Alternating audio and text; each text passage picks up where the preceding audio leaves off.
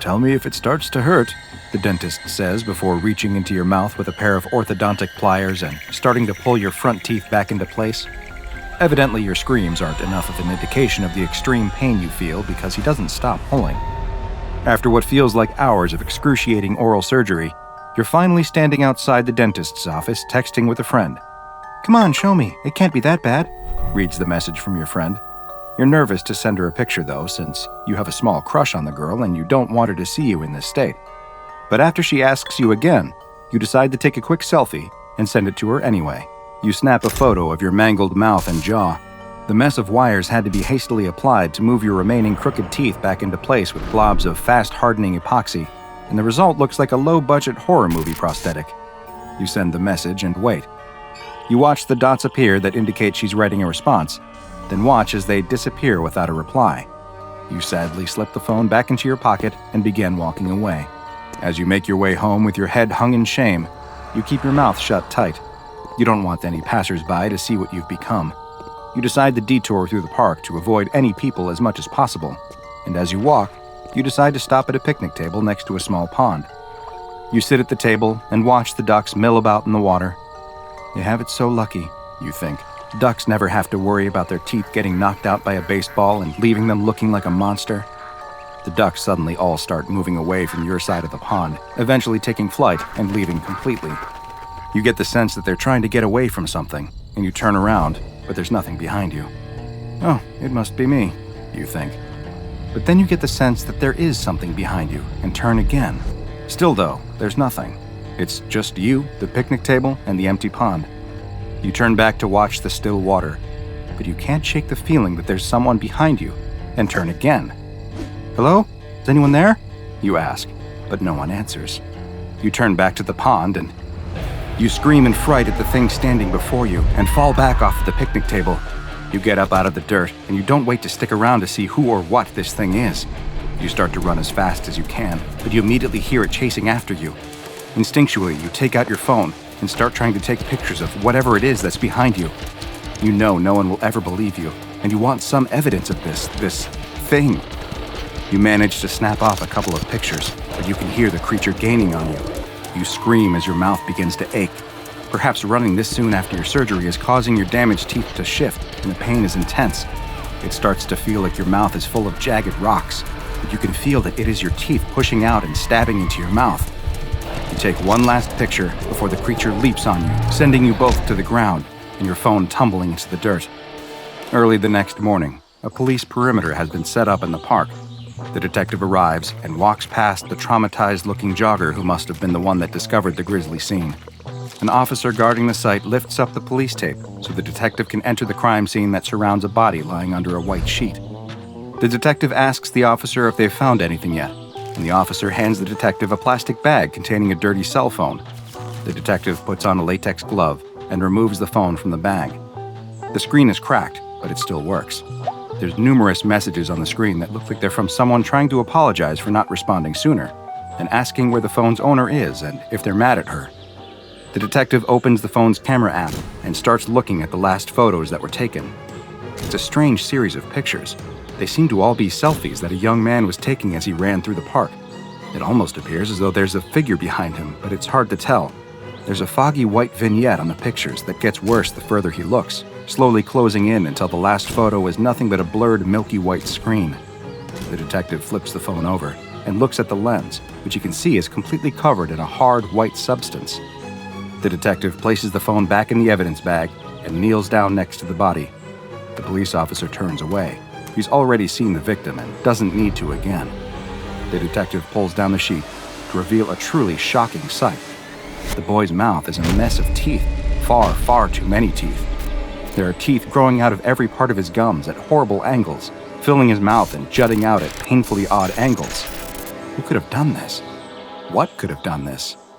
The local police department may not have had any idea what the state of this victim meant, but the SCP Foundation did, because they had seen the same occurrence dozens of times before. In fact, they had seen it happen so many times that they had classified this anomalous entity as SCP-4910, but it had already earned a much more ominous nickname within the Foundation. It was known as The Grinner.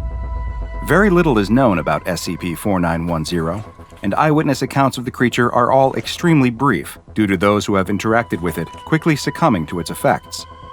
What is known is that SCP-4910 is a quadruped and appears to be made partially, or perhaps entirely, out of teeth.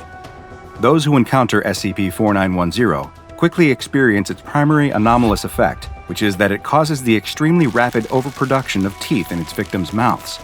Existing teeth will quickly increase in size, protruding farther out of the gums than should be able, while new teeth will begin to sprout from any available space in the mouth, including the roof of the mouth and underneath the tongue.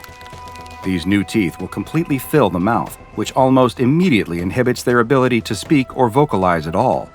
The creature will then use this opportunity to attack and incapacitate the victim before starting to feed. Further adding to the mystery of SCP-4910's appearance comes from the effect it has on any nearby recording equipment. Cameras and other devices that come within SCP-4910's proximity will have their critical components compromised by a sudden appearance of a layer of dentin, which is the calcified material that partially makes up teeth. Interestingly, SCP-4910 seems to possess some level of intelligence, as it appears able to differentiate between normal civilians, who it hunts for sustenance, and members of organizations that seek to hunt down and contain or harm it, which it uses for an even more nefarious purpose. While the exact mechanics are still unclear, it seems as though SCP-4910 is able to infect certain anomalous organization members with its ability, causing them to act as a vector for the effect, who then spread it to even more victims. This effect is, of course, of great concern to the Foundation, and containment protocols for infected victims have been hastily put into place. Should a member of staff begin bearing a grin with too many teeth or multiple tooth-filled smiles, they are to be immediately immobilized by any means necessary, though preferably with a firearm that allows one to keep an appropriate distance and hopefully prevent any further spread of the effect. The infected individual is then to be doused in a hydrochloric chemical compound that will reduce the afflicted to a pulp-like substance. Once this pulp is no longer animate, it can be transferred to the closest incineration site for disposal. Should a member of personnel have an interaction with SCP-4910 and feel that they were exposed to its anomalous effects, they may be saved by taking immediate medical action. Oral surgery to remove the additional teeth has been found to be effective when the procedure is undergone in the first 1 to 2 hours following exposure, though the victim will suffer lifelong permanent physical issues from the procedure. Once 3 hours have passed, the effect will have spread to the rest of the body, with teeth appearing virtually anywhere. Unfortunately for the victim, should the infection reach this point, pain management has been shown to be ineffective, and there is nothing that can be done to alleviate their suffering, save for termination. SCP-4910 remains at large and has been given the Keter classification. Mobile Task Force Epsilon, codenamed Turfing Black, is the only MTF authorized to respond to sightings, and they have been given permission to engage the creature and utilize lethal force if necessary, due to the danger this anomaly presents specifically to the SCP Foundation. A pair of SCP Foundation researchers open the door of a containment cell and find themselves staring at something unlike anything they've ever seen before. Sitting in the middle of the room is a giant lump that appears to be made of what can only be described as flesh. The two look at each other in disbelief. Just what is this thing? They circle the huge blob, looking it over, wondering what on earth it could be. One of the researchers finally gets the courage to actually feel it. He finds that it's warm to the touch. And does he detect some slight movement? He slowly moves to place his ear against it to listen, but a sudden shudder from the mass sends him jumping back in fright. Just then, the other researcher calls to him from the other side of the sphere.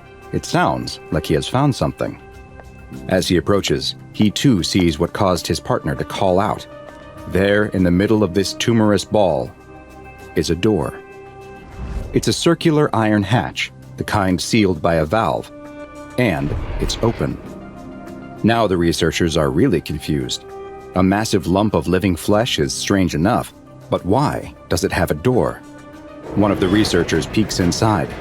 Is that a couch they see? And a table? Does someone live in this thing? Things are getting beyond strange. The two researchers look up at the observation window where their supervisor is watching them. The supervisor does not hesitate. He nods at them, and the researchers know what they must do. Rock, paper, scissors, shoot. The researcher who lost winces. He knew that coming to work at the SCP Foundation meant that he would be dealing with some strange, dangerous, and disgusting anomalies, but he never imagined he would have to climb inside a giant orb of meat. His partner opens the hatch all the way and offers a hand to help him. Knowing he has no other option, the researcher steps inside. Inside, the air is hot, thick, and moist, like a cramped gym that's had too many bodies exerting themselves on a warm, humid day. He walks through the short entranceway, and his eyes adjust to the dim light to find that he's standing in the middle of a cozy little room. A single, small lamp on a table is giving off just enough light for him to see that the room is sparsely furnished, with a few pieces including a small couch and a twin bed. Outside, his partner calls to him, asking what he can see. As the researcher turns to answer, the door snaps shut. The valve spins on its own, locking itself tight. Try as he might, the researcher can't get it to budge. He bangs on the door and yells, "Is he all right in there? Is everything okay?" His only response is a muffled scream from inside the ball of flesh. He keeps pulling at the door, twisting the valve with all of his strength, but it won't move. The sounds of gurgles and wet sloshing come from inside the meaty growth. An alarm starts to sound as he strains against the door, exerting himself so hard that he feels like a vein in his head might burst. Suddenly, the valve loosens, and the sudden lack of resistance causes him to fall to the floor. The valve spins on its own, and the door swings open once again. The ball of flesh is quiet once more. The researcher picks himself up off the ground and slowly, carefully, peeks inside. "Hello? Are you okay? Is anyone in there?" There's no response. That is, until a blast of hot air comes rushing out of the hatch, blowing the researcher's hair back. When it's over, he peeks inside again. His fellow researcher is nowhere to be seen. Inside is the same couch, bed, and table with a small lamp. But there's something new there, too. Across from the couch, where there was nothing before, is a small television. While this may seem strange, it's just another day at the SCP Foundation, where anomalous objects and creatures are studied and contained, including SCP-002, also known as the Living Room. SCP-002 is the designation given to a large, tumorous, fleshy growth. It's roughly spherical, with a circumference just over 15 meters, giving it an estimated volume of around 60 meters cubed. Located on one side is an iron valve hatch, similar to what might be found on an old submarine, which leads into the interior of the ball. Those who step inside are surprised to discover a small room that resembles a low-rent studio apartment, complete with furniture and even a small window. Strangely, the outside of the ball of flesh shows no windows, and indeed no openings at all, save for the iron hatch. The furniture in the room displays no anomalous properties, though examination has revealed that the furniture appears to be constructed of sculpted bone, woven hair, and other biological substances, all coming from human bodies. Analysis of samples taken from the furniture has shown each to be constructed from independent and fragmented DNA sequences, several of which correspond to SCP research personnel who have been lost inside of SCP-002. To date, the living room has been responsible for 7 members of staff going missing. At the same time, during the course of its containment at the SCP Foundation, the room appears to have added multiple additional furnishings, including 2 lamps, a throw rug, a television, a radio, a beanbag chair, 3 books in an unknown language, 4 children's toys, and a small potted plant. Tests have been performed using a variety of non-human entities in order to see if they would provoke a similar response from SCP-002 to that of humans. Various lab animals, including those with close DNA to humans such as chimpanzees, have been placed in the room. But so far, all have failed to make the living room react. Human cadavers were also tested, but they too did not produce any effect. It is unknown what causes SCP-002 to engage in its behavior, but whatever process it uses to convert organic matter into furnishings seems to only be triggered by the presence of living human beings. SCP-002 was discovered in northern Portugal, following reports of an object falling from Earth's orbit. There, in the bottom of a small crater, was SCP-002. It was encased in a thick shell of rock, but the anomaly's fleshy exterior could be seen through cracks that were likely created by the impact. A local farmer was the first to spot the object falling to Earth and brought word of what he found to his village. At the same time, a Level 4 SCP Foundation agent stationed in the area detected elevated levels of radioactivity and traced the source back to the crater. An SCP collection squad led by General Mulhausen was dispatched to the impact site and quickly secured the area. Test subjects from the nearby village were recruited for initial analysis of the object, with 3 men being individually sent inside of SCP-002, all of whom disappeared. Having confirmed this anomaly's deadly properties, General Mulhausen then issued a Level 4A termination order that would apply to any local witnesses in order to ensure that no knowledge of the object reached the outside world. He then oversaw its transport to an SCP containment facility. As Foundation staff prepped SCP-002 for relocation, 4 members of the security personnel were seemingly mesmerized and drawn inside the object where they too disappeared. This was the first hint that SCP-002 possesses some form of subtle mind control, with the ability to influence humans into stepping inside of it. It was after these losses that it was first noticed that the object appeared to grow new furnishings following someone disappearing inside.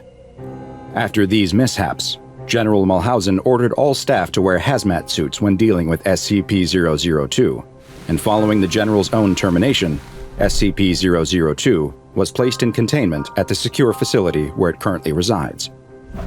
Due to the ongoing danger presented by SCP-002, the risk it poses to any who step inside of it, and the mind control abilities it possesses, it has been classified as Euclid.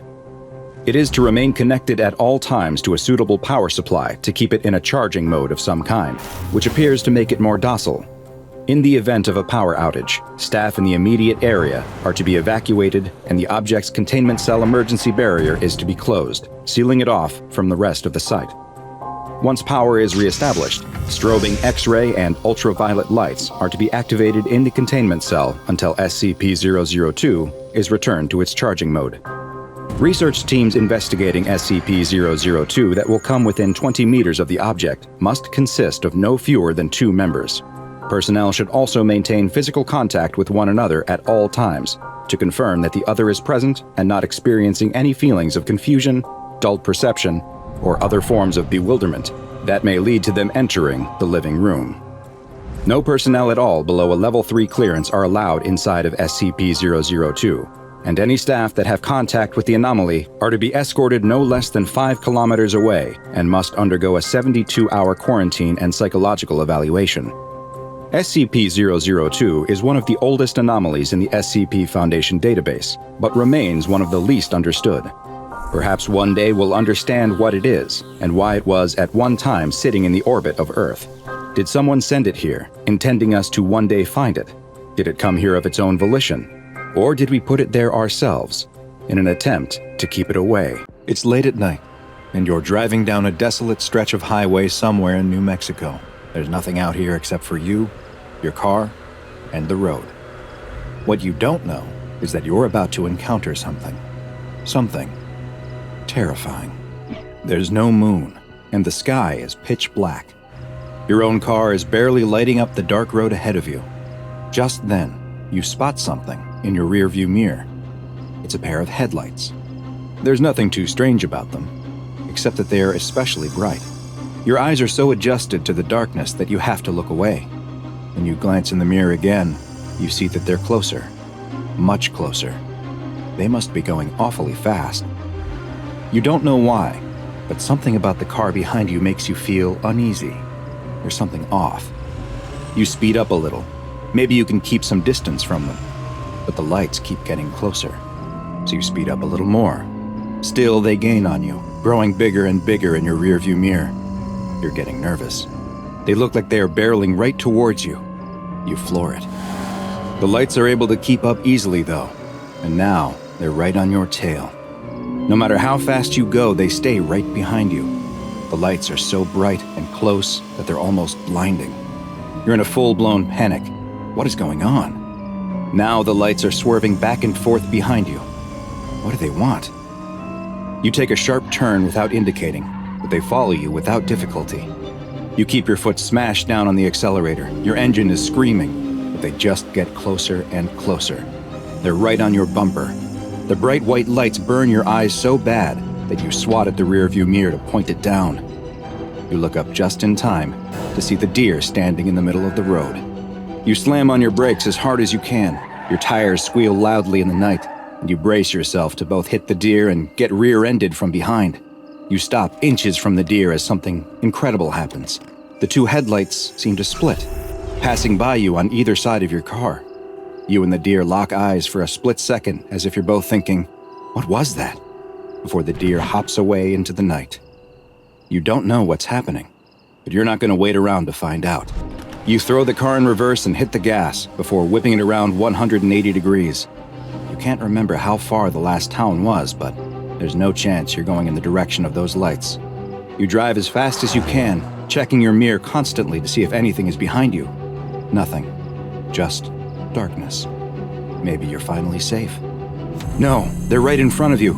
The lights somehow appear out of nowhere right in front of your car. You turn the wheel hard to avoid a head-on collision and you go flying off the road, smashing your head against the window as the car goes flipping and rolling and tumbling. The car comes to a stop 100 feet off the road, upside down, with a lone blinking turn signal dimly lighting up the surrounding field. A single headlight approaches the car, but it's not moving like a vehicle. It's moving like an animal. You're concussed from the accident, and your vision is starting to fade. The last thing you see is a second light approaching. The next morning, the local sheriff is investigating the scene of a single car accident. Curiously, there's no body, just a few scraps of clothing and a pair of tennis shoes sitting neatly in the upside-down roof of the car.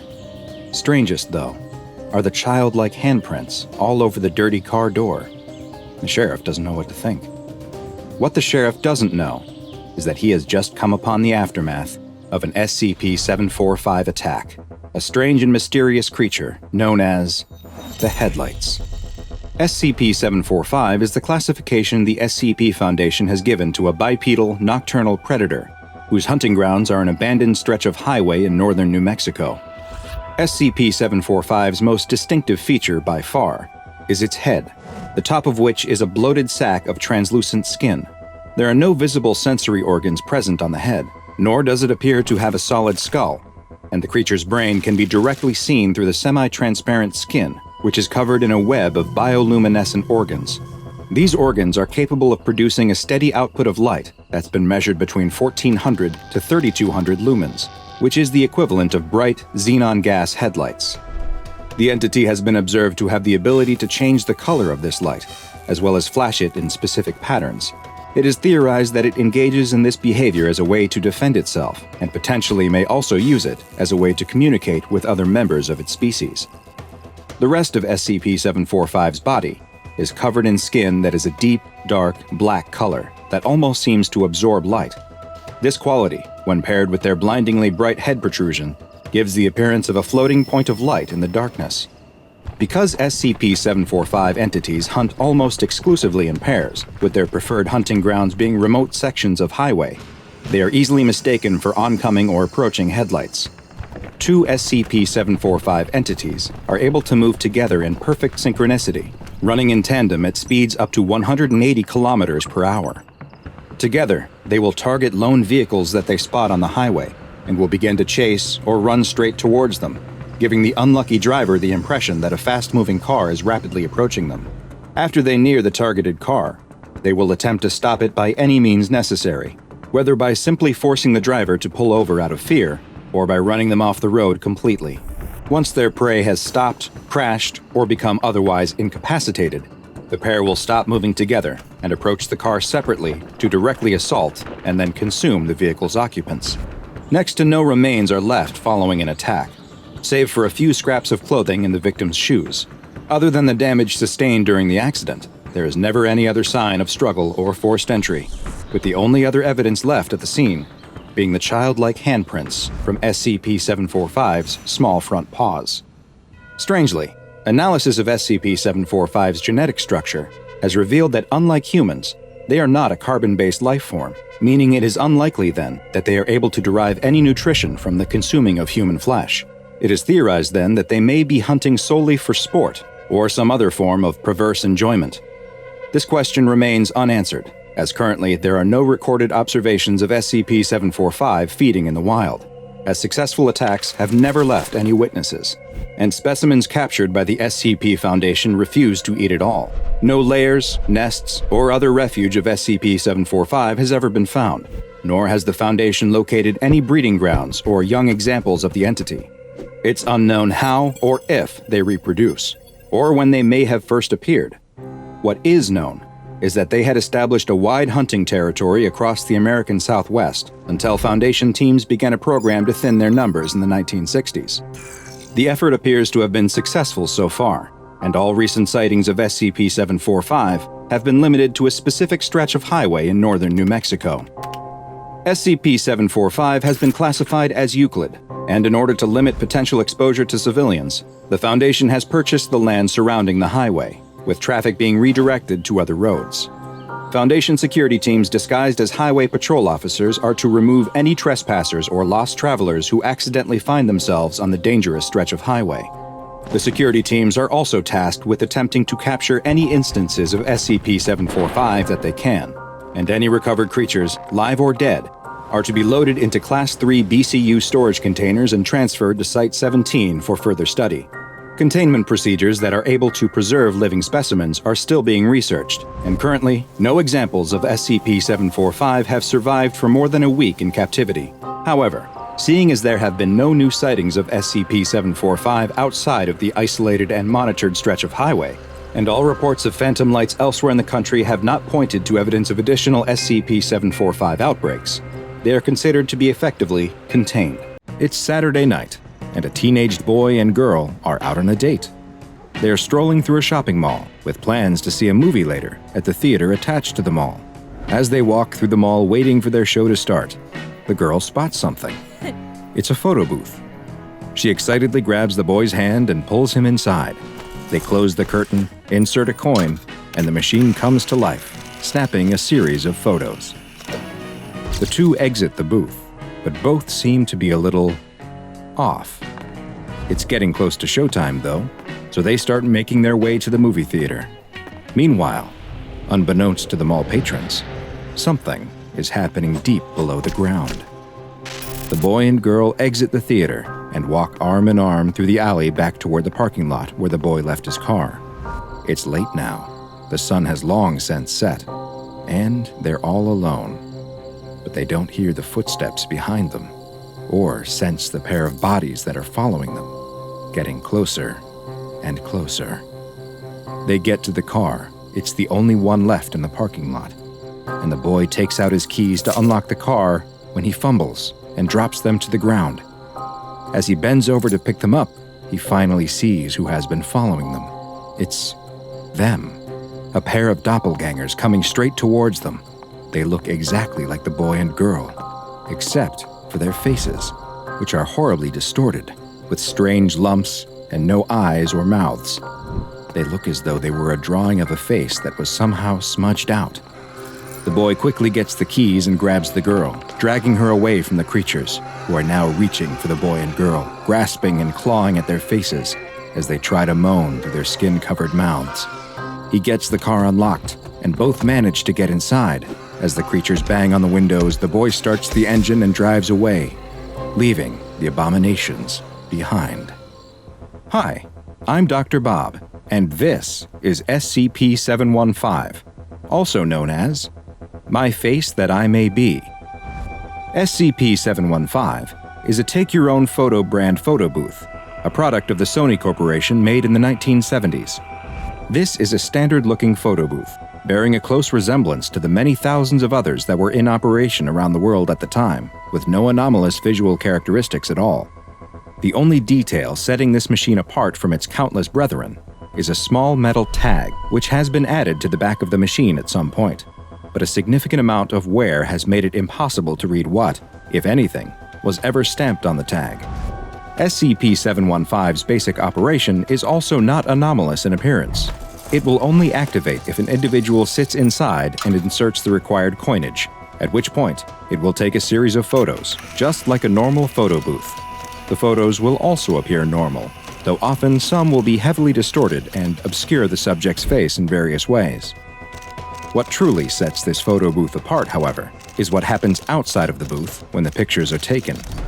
While the individuals who had their photos taken, classified as SCP-745B instances, are able to exit the booth with no obvious effects, below them all, deep underground, something truly terrifying takes place. Underneath the mall is Site-81715, an extra-dimensional space which is accessible through a mall maintenance service door located in Sub-Basement 3, a door that does not appear on any of the mall's structural blueprints or in other records. The site consists of a giant cavernous room, which appears to have been hewn right out of the surrounding limestone. In the middle of the room is its most distinguishing feature, a large, deep pit. The walls of the pit are made of an unidentified substance, though it appears similar in both appearance and composition to human fat tissue. These fleshy walls secrete a powerful, corrosive substance, which makes examination and exploration of the pit particularly dangerous. When SCP-715 is activated in the mall above, a humanoid creature, classified as SCP-715A, will appear in this pit. The bodies of these creatures are similar in appearance to the individuals who had their picture taken inside of 715, but their faces are radically different. Each has severe facial disfigurements and abnormalities, such as large growths, deep lacerations, and the absence of facial features. After appearing in the pit, these SCP-715A instances will attempt to scale the fleshy walls of the pit and leave Site-81715. These instances are considered hostile, and Foundation security personnel are authorized to neutralize the creatures by any means necessary. Further research into how the SCP-715A entities are formed and what exactly the pit is are ongoing, and it's not currently known how many 715A instances exist down in the pit.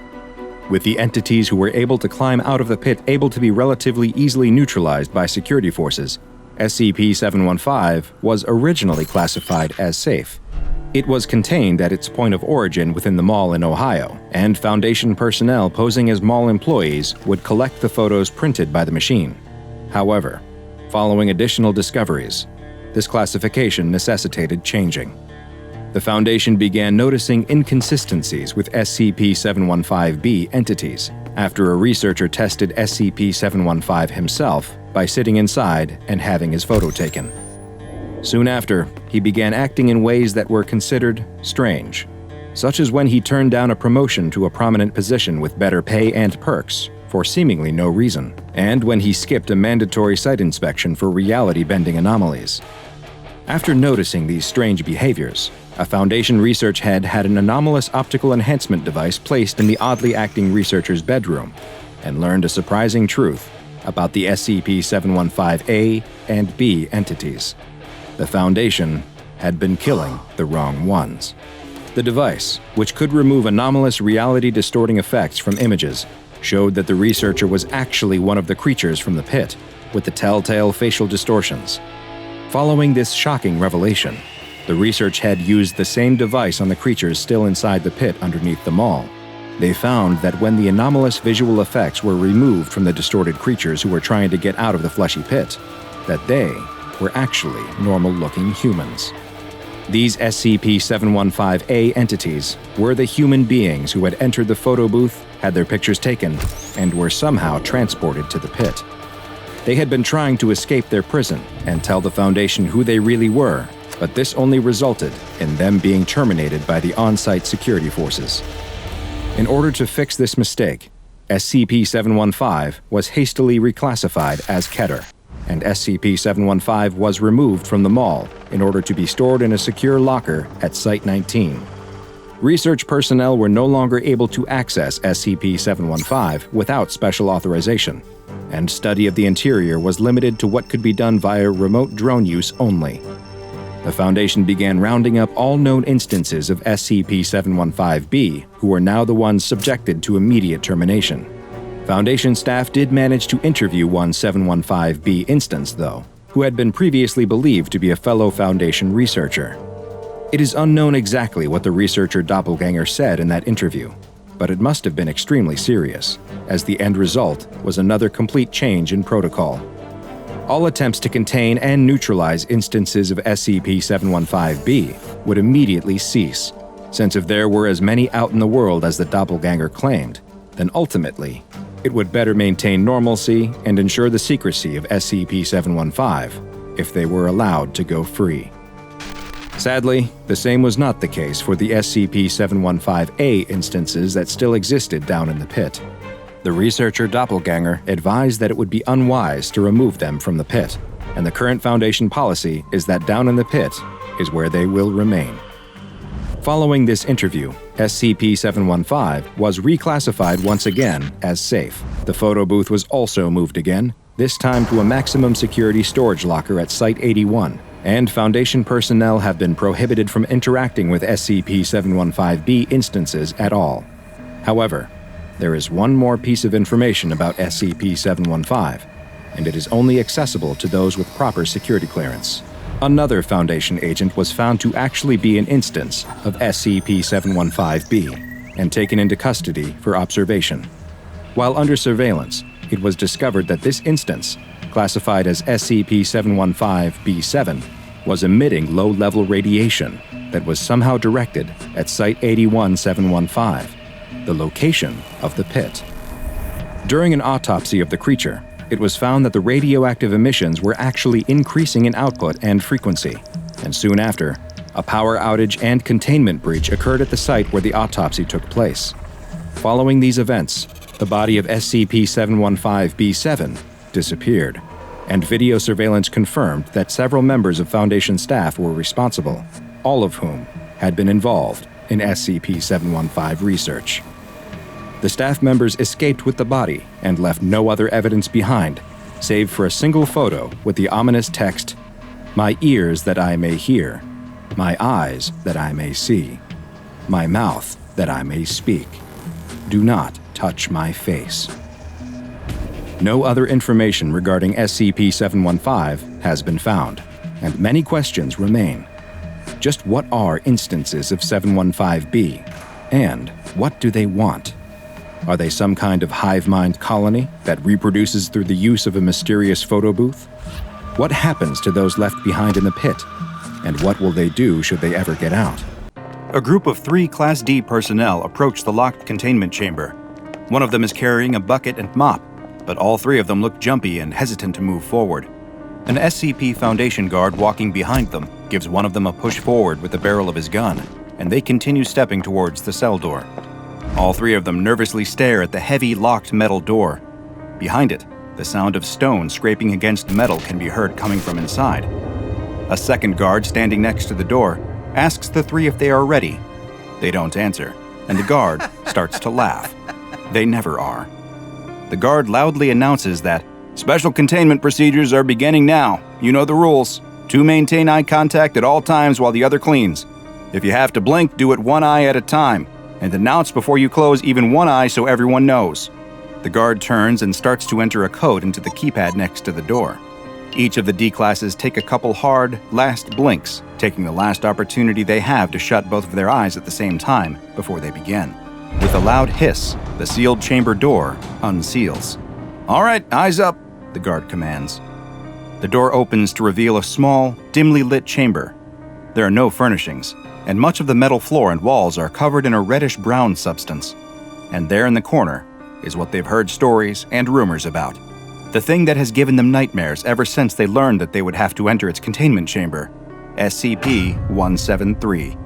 Or, as most of the staff in the SCP Foundation call it, the sculpture. It looks so unassuming in person. Just a crude, concrete figure with a stupid-looking spray-painted face, standing motionless in the corner. The 3 D classes get another push from the guard behind them, and they enter the chamber. The 2 assigned to watch SCP-173 assume their position in the middle of the room, their eyes locked on the sculpture as the other starts cleaning the foul substance off the floor and walls. It smells terrible, like a mix of old blood and human waste. The 2 assigned to watch 173 pay no attention to the one cleaning, though. They follow protocol to a T, maintaining their vigil and announcing each time they are going to blink, even if it is only 1 eye. The third one continues cleaning, trying his best to keep his own eyes locked on the sculpture as he attempts to mop around it without getting too close. D-5933 does his job and doesn't break eye contact with SCP-173. Even though it hasn't moved, he can feel the presence of the sculpture, something within it, just waiting for him to slip up, to let his eyes avert for just one split second. They say that's all it takes. You stop looking for even an instant, and it's all over. With all of the fear coursing through his veins, it is hard to maintain focus. All he can think about is how dry his eyes feel, and blinking them one at a time never seems to be enough. He wants so badly to shut his eyes, to end their itchy, dry feeling. But he can't. Even with another watcher, it's too risky. There's suddenly a loud crack, but D-5933 doesn't move his eyes away from 173. He can see in his periphery that the other D-Class dropped his broom and instinctively looked down at it. Luckily for him, there were others watching. D-5933 shifts in place, taking a step back and bumps into something. He can't look at what it is, but he reaches behind him and feels that it's the other D-Class watcher. But wait a minute, why is he facing the other way? "What are you doing? What's going on?" he asks, his eyes never leaving SCP-173. "What are you talking about?" the other D-Class asks back. "You're facing the wrong way." "I'm facing the wrong way? You're facing the wrong way. We're supposed to be watching 173. What are you looking at?" "I am looking at 173. What are you looking at?" D-5933 doesn't know what's going on and starts to panic. The one cleaning is focused on his task, trying as hard as he can to quickly mop up an especially dirty corner of the cell. It's the worst sound D-5933 could have heard. "Achoo!" A sneeze, just inches behind his head, followed by the sound of bones being cracked, a scream that was cut off too short, and then a sick thud as a body dropped to the floor. D-5933 doesn't even have a chance to scream before a pair of concrete hands grab his neck and his own head is twisted around to see another identical-looking sculpture staring back at him. "Ladies and gentlemen of the O5 Council, we have a problem." A senior researcher is giving a presentation to a group who remain largely in the shadows, obscuring both their identities as well as their reactions to his horrendous news. SCP-173, through means which we have not yet been able to determine, has multiplied. There's no reaction from any of the 13 figures seated around the large, curved table. The researcher in charge of SCP-173 waits for a response, anything at all, but after receiving none, he clears his throat and continues. "We gave each of the new instances their own designation, SCP-173-1 and SCP-173-2. Two of the D-Class on observation duty during their regular cleaning of 173's cell were killed. The third was able to keep them both in his line of sight until they could be recontained and moved into separate cells." Again, no reaction from the shadows. But as you know, this wasn't the end of it. At some point, the instances of SCP-173 multiplied again, each splitting to form yet another instance. SCP-173-1 through 4 are all contained separately, but we don't know if or when another split will occur. The senior researcher waits, but no one on the O5 Council speaks or moves until the one seated in the very middle slides a piece of paper across the table in front of him. The senior researcher looks confused. He looks to the mobile task force guard stationed near the door, but he too remains expressionless, eyes locked straight ahead. The researcher, unsure of what else to do, steps away from the lectern and walks towards the table. He picks up the piece of paper and reads it. Object class, upgrade from Euclid to Keter. Orders, continue observation. The senior researcher nods in agreement, thanks the O5 Council for their time, and leaves the room. Lights flash and siren blare in the halls of Site-19. It's a containment breach. Facility staff, researchers, and site guards all run down the hall screaming, trying desperately to get away. There's no hope for any of them, though. In a flash, SCP-173 instances appear behind them, snapping their necks and dropping them to the floor before moving on to their next victim. There must be dozens of them. Even as a guard tries to keep their eyes on one instance, preventing it from moving, another appears behind them. The staff of Site-19 flee for their lives, screaming for someone, anyone to help them. The senior researcher presses pause on the video. The terrified face of the senior researcher who gave the last presentation is frozen on the screen. An instance of SCP-173 is directly behind them, its hands wrapped around his neck in the split second before his life was snuffed out. The new researcher giving the presentation looks considerably more frazzled than his predecessor. He explains to the O5 Council that following this horrific containment breach at Site-19, at least 61 instances of SCP-173 are now unaccounted for. It is still unknown how they are replicating, but worryingly, there is evidence that the process may be speeding up. He presses play on a new clip from the security footage, which shows what appears to be multiple instances of 173 working in tandem, some using their bodies to block exits, others creating choke points in the facility corridors. We have theorized that SCP-173, as we are now referring to the collective instances, may possess a form of hive intelligence. It also appears that this intelligence scales with the number of instances that are nearby. This allowed them to implement tactics that thwarted our containment efforts, as they used instances to block our containment teams from being able to pursue others. What you have in front of you is a proposal for revised special containment procedures. What I recommend may sound drastic, but it's what I truly believe is the only way to contain this threat. Each of the O5 council members picks up the folder in front of them, bringing it into the shadows that obscure them. What I propose is that SCP-173 instances no longer be kept in containment cells, but instead placed inside of form-fitting metal containers. We can then use SCP-120 to transport the instances to the Foundation site on the lunar surface. The facility will have to be abandoned, of course. It's too risky to maintain a presence there, but each of the instances will be fitted with a tracking collar to ensure that we will be able to detect if any of them are somehow able to escape. The senior researcher waits. After a time, a paper is once again slid across the table. He approaches and picks it up. He sees that it is the same folder containing the revised Special Containment Procedures proposal. He opens it to find that it has been stamped, approved. Breaking news flashes across the screen. A worried-looking reporter appears as though she didn't have time to do her hair or makeup before rushing on air to deliver this special report. She explains that civilian deaths across North America are now estimated to be more than 500,000 people in the last 48 hours, as these still unidentified creatures continue their deadly rampage across the continent. It is unknown how many of them there may be, but the number of sightings has led some to estimate that there may be hundreds, if not thousands or even tens of thousands of these living, neck-snapping sculptures. The reporter explains that rumors are circulating that the creature can be stopped by maintaining eye contact with it, but that this has yet to be confirmed. There is still no official word from the White House or from any members of Congress, and their current location and status are unknown, following reports that most of Washington, D.C. was overrun by the creatures earlier that day. The reporter suddenly stops speaking, and a terrified look comes over her face. Her eyes locked on something just off-screen.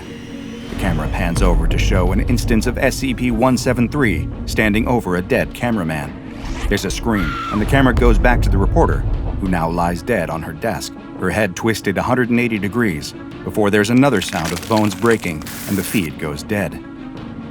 A woman in an SCP researcher coat sits at a computer terminal in a secure bunker, a large, jeweled medallion around her neck. Personal log of Dr. Bright. From the little news I've been able to gather, it sounds like SCP-173 has besieged and destroyed 4 Foundation facilities pretty much simultaneously in the last 24 hours. Each instance shows the same strength as the original, and thousands of them working together are capable of ripping open concrete bunkers and compromising foot-thick steel doors. I alone have been killed 37 times in the last week. They can smell me, somehow, regardless of what body I'm in. The majority decision of the remaining O5s is that this is an XK-class end-of-the-world scenario unfolding, and they're gonna deal with the problem, or else the Russians are. They're evacuating this base, which means there won't be a single Foundation scientist anywhere in the New World. They say they're gonna try to evacuate the surviving civilians, but I doubt it. There can't be more than a couple hundred people in all of North America anyway. I managed to make it down to a secure bunker, but who knows how long it will be until they're able to get in. I don't think there's any chance I can get out either. I'm running out of food, and I'm not sure which will get me first. Hunger, the sculptures, or what I know the O5s will inevitably do. Dr. Bright closes the computer terminal and sits back in her chair. She looks up at the ceiling of the bunker where the sound of concrete scratching against metal can be heard through the thick walls. A sullen and tired-looking researcher steps out of a room in the makeshift Foundation site that has been established just outside of Amsterdam in the Netherlands. He's holding a piece of paper and closes the door behind him, which has had O5 Council authorized entry only hastily painted on the outside. A small group of Foundation staff are waiting for him. They've gathered to hear what the overseers have decided to do in the face of this world-ending disaster. The researcher looks around at his colleagues' faces, and as they make eye contact, any hope they had is quickly replaced by the bad news they know is coming. He begins to read. Revised Special Containment Procedures.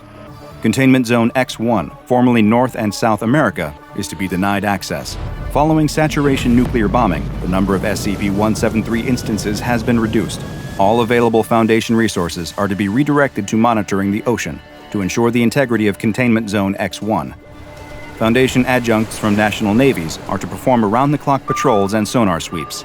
Detected instances are to be contained and removed to SCP-120 for transport to the lunar containment site. "That's it?" one of the staff members asks. "That's it," the researcher replies. Several of those present begin to cry. There's nothing more they can do. Their homes, their friends, their families, all of them are gone, killed either by the neck-wrenching sculptures or in the heat of a nuclear blast. "Why? Why did they have to do it?" one of the other staff, who appears to be a former site guard, asks. "That's all we could do," another argues. There's much disagreement in the small crowd. No matter how they feel, though, this was the official order from the O5 Council. Their word is law, especially in a world where all law and order outside of the Foundation has broken down. There really was no other option. All they can do now is hope that the sacrifice of 2 whole continents was enough to keep it contained, that SCP-173 is unable to cross the ocean to Europe, and that they remain safe on this side of the planet. The group grows quiet, mourning the loss of the world they once knew, when the silence is suddenly interrupted by someone running down the hall. It's another researcher, carrying his own piece of paper. He tries to push past the group towards the O5 Council's door, insisting that they let him through, that he has important news that can't wait. "What is it?" demands the group. "We deserve to know." The group wrestles the paper away from the junior researcher, and it is passed through the group to the same man who read the revised special containment procedures.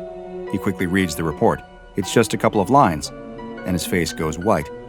"What is it? What does it say?" comes a question from the crowd. A message from the North Atlantic Navy General Command. Verified sighting of SCP-173 in the United Kingdom.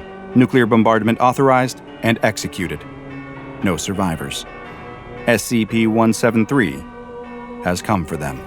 A 7-year-old girl and her 13-year-old brother are settling in for their favorite after-school activity, watching TV. The children's parents won't be home from work for several hours, and watching the after-school programming together before making a snack is a staple of their day. The boy takes his normal position on the couch as the girl plants herself right in front of the television and turns it on. This is the time when Pretty Pony Paradise comes on, and she never misses an episode. Her brother would prefer something else, but he also loves to see his sister happy, so he always lets her watch the ponies have their adventures. Today, though, when she turns to the right channel, there's something else. Instead of the usual Pretty Pony theme song, circus music comes out of the television speakers. The girl watches as the brightly colored words, "Bobble the Clown," appear on the screen. "Hey, this isn't Pretty Ponies," she says to her brother, but when she looks back, he's asleep. The girl isn't happy, but she decides to give this new show a chance. And maybe her pony show will come on after anyway. The circus music stops, and a happy-looking clown cartwheels onto the screen. "Hello, kids," the garish clown says. "Do you like fun?" The girl did like fun. Perhaps this new show wouldn't be so bad. She watches as Bobble walks down the street of an average, happy American small town. Everyone seems to love the happy clown, waving at him as he passes by. Bobble pauses in front of a house where a man is mowing the lawn. He convinces the man to stop his yard work and join him, and the two happily head down the sidewalk together. The girl is a little confused by this show. There's not much in the way of jokes, but she decides to keep watching anyway. Bobble and his new friend stop in front of a house that is painted to resemble a circus tent. This must be where Bobble lives. He invites the man in, and they both enter the house. Inside, Bobble motions for the man to sit while he prepares some refreshments. The girl watches as Bobble moves to the kitchen. There, he begins sharpening knives as he explains directly to the camera the best way to prepare meat, the way the skin must carefully be removed from the flesh, and how the bones should be saved for future soup stocks. The girl watches with fascination as Bobble teaches his special lesson. Maybe this is a good show after all. Maybe this is her new favorite show. The girl gets up, her brother still asleep, and heads to the kitchen. She pulls out a drawer to help her reach the counter where the knife block is located, and pulls out the meat cleaver. She looks at it gleaming in the light, entranced by its sharp, shiny edge. The girl returns to the living room and gets up onto the couch next to her sleeping brother. She watches as Bobble steps away from his pot of red, boiling meat and looks right into the camera. The girl stands up and holds up the meat cleaver. Bobble walks towards the camera with fascination in his eyes, as if he can see through the screen and is watching the girl. She slowly raises the knife above her head as Bobble starts whispering, "Come on, do it," licking his lips in anticipation. The girl pauses for a second, looks at her sleeping brother one more time, and brings the cleaver down. Hi, I'm Dr. Bob, and this is SCP-993, also known as Bobble the Clown. But first, there's something I need from you. I need your help to spread the word about some of the lesser-known anomalies in the SCP Foundation's archives, and the best way you can help is to subscribe, turn on notifications, and then go tell your friends to do the same. This will help me bring you more and more SCP videos. Now, back to our file. SCP-993 is the designation the SCP Foundation has given to a children's television program entitled Bobble the Clown. At first glance, the Bobble the Clown show appears to be a standard children's educational cartoon, with bright colors, a mascot, and a rote formula that involves the titular character of Bobble the Clown learning a new skill or engaging in a new activity. The program appears to have no recurring supporting cast, with Bobble being the only character who returns to each episode. The settings usually change between episodes as well, with Bobble often being seen in a new or unique location. Despite appearing as a show made for children, the anomalous properties exhibited by this strange television program make themselves apparent almost immediately. First, anyone older than the age of 10 who watches the show will immediately fall unconscious as soon as it begins, and will remain in a comatose state until the program ends. Upon waking, they will report having felt a painful, stabbing headache just prior to falling unconscious. The show's most disturbing property, though, is what has been described by those under the age of 10 who are able to view the program. They report seeing Bobble the Clown teach lessons similar to the way many children's shows extol the virtues of good hygiene or going to bed on time. But with Bobble, the lessons are quite different. Topics that Bobble has presented lessons on and encouraged children to try have included torture, murder, and even cannibalism. As the subject watches, the lessons appear to become ingrained in their minds, and repeated exposure to the show has resulted in permanent effects that resemble symptoms of psychosis and schizophrenia. Documented episodes of Bobble the Clown have included Bobble in the Big City, in which Bobble appears in a large United States city reminiscent of New York, and instructs the viewer on various ways to avoid detection when lighting fires with common resources like mosquito coils. The episode ends with Bobble setting fire to a large building before he exits the screen. The camera continues to stay locked on the burning building for several more minutes as the sound of screams can be heard. In another titled Bobble's Sneaky Saturday, Bobble is again in a major city, this time one that looks similar to London, England, with the Elizabeth Tower containing Big Ben visible in the background. In this episode, Bobble is shown to be quietly following a woman as she walks into her home. Once she arrives, Bobble attacks her with a large butcher knife, before giving the audience tips on how to remain unnoticed in crowded places. Bobble gets the truth, finds the clown in a prisoner of war camp, where Bobble is shown torturing a captured soldier as he asks him nonsensical questions that the soldier cannot possibly answer. This continues until the prisoner dies, after which Bobble details methods for inflicting painful but non-lethal injuries. Bobble Hates You is one of the most unnerving of the documented episodes, and consists of Bobble sitting alone in a blank room, silently and angrily staring at the viewer for a full 30 minutes. But the strangest of all is from an episode title filled with expletives, in which Bobble appears to be in a Foundation secure site video archive room, the same one where recordings of Bobble the Clown are stored. In this episode, a rage-filled Bobble describes methods for breaching several SCP's containment. He then gives personal details about the researchers assigned to these SCPs, including their daily routines, before offering several potential ways to murder them. An interesting detail about this episode: at one point, an animated depiction of a particular SCP Foundation researcher is seen to walk past Bobble. A clock on the wall shows the time, and this same researcher later confirmed that they did, in fact, walk through the video archive at this exact time, but had no recollection of seeing an animated clown filming a television program in the room when they did so.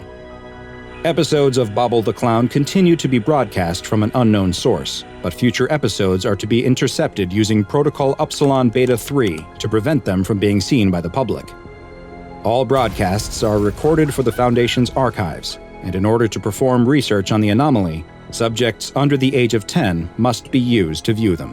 Once the viewers have described what takes place in the episode, they are then to immediately be administered Class A amnestics.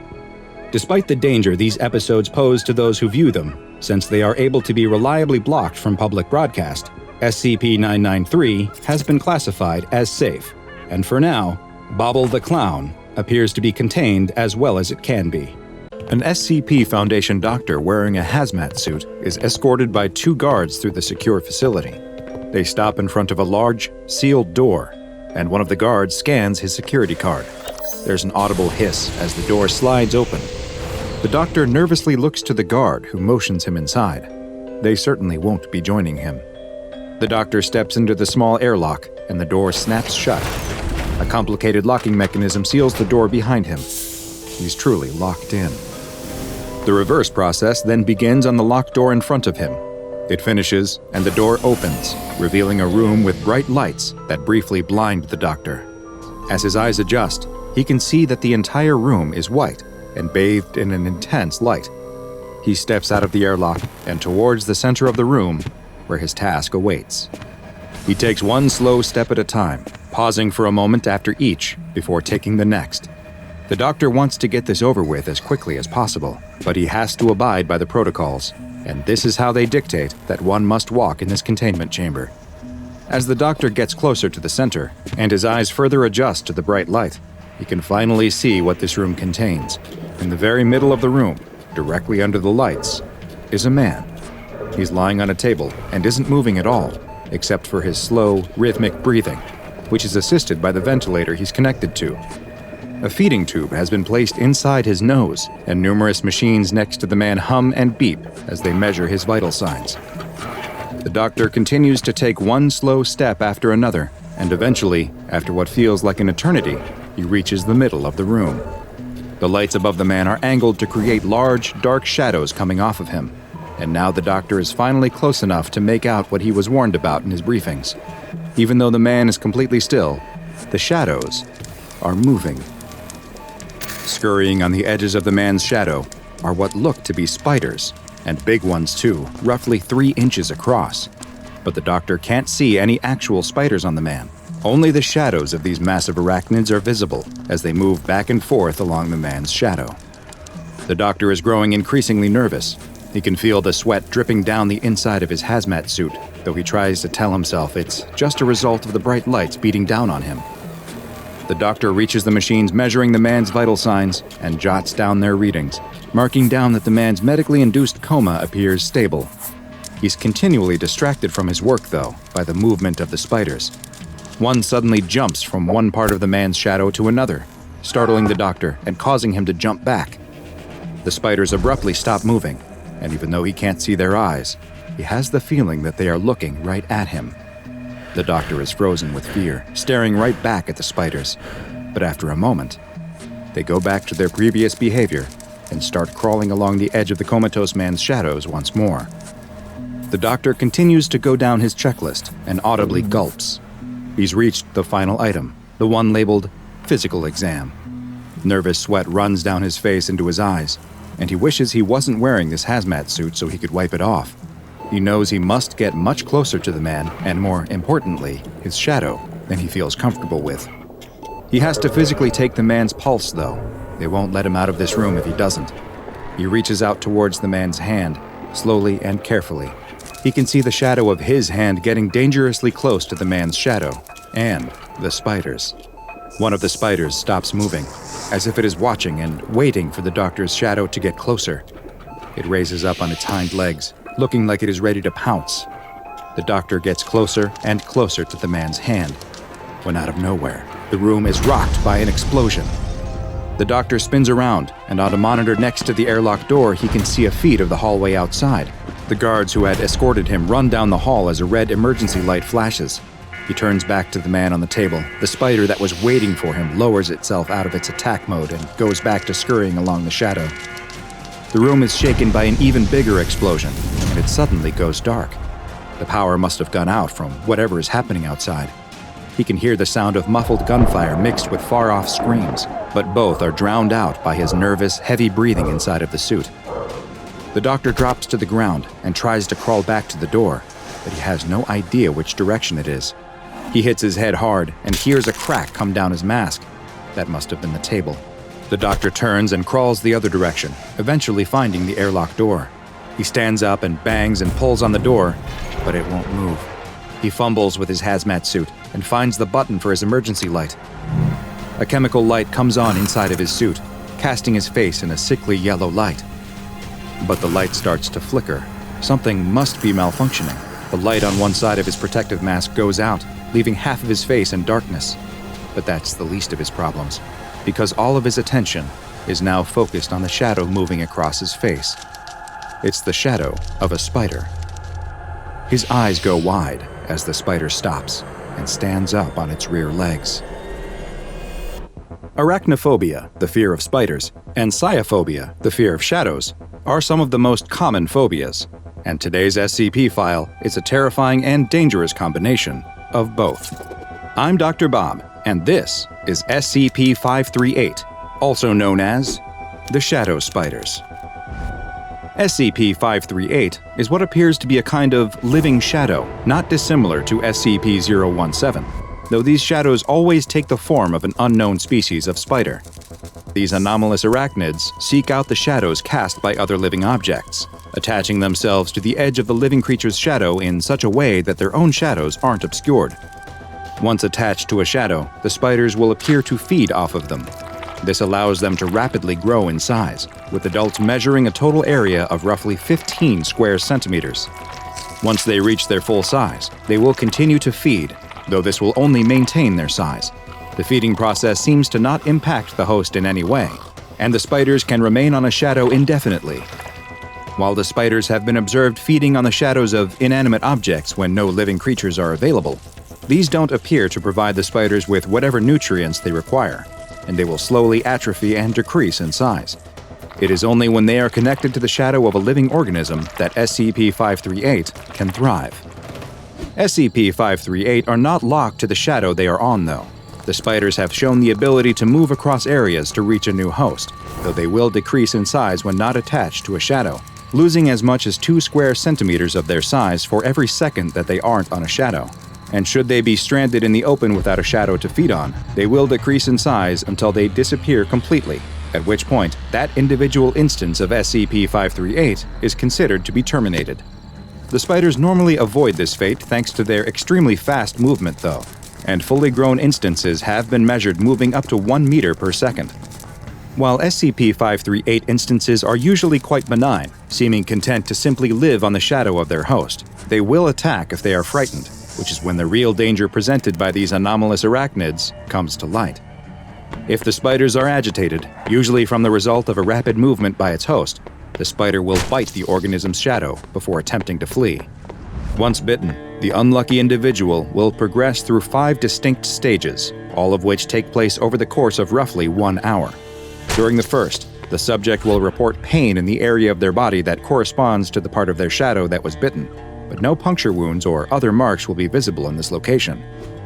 Minor psychological effects have been reported in this stage, mostly consisting of an increase in irritability and the tendency for the bitten subject to lash out at those around them.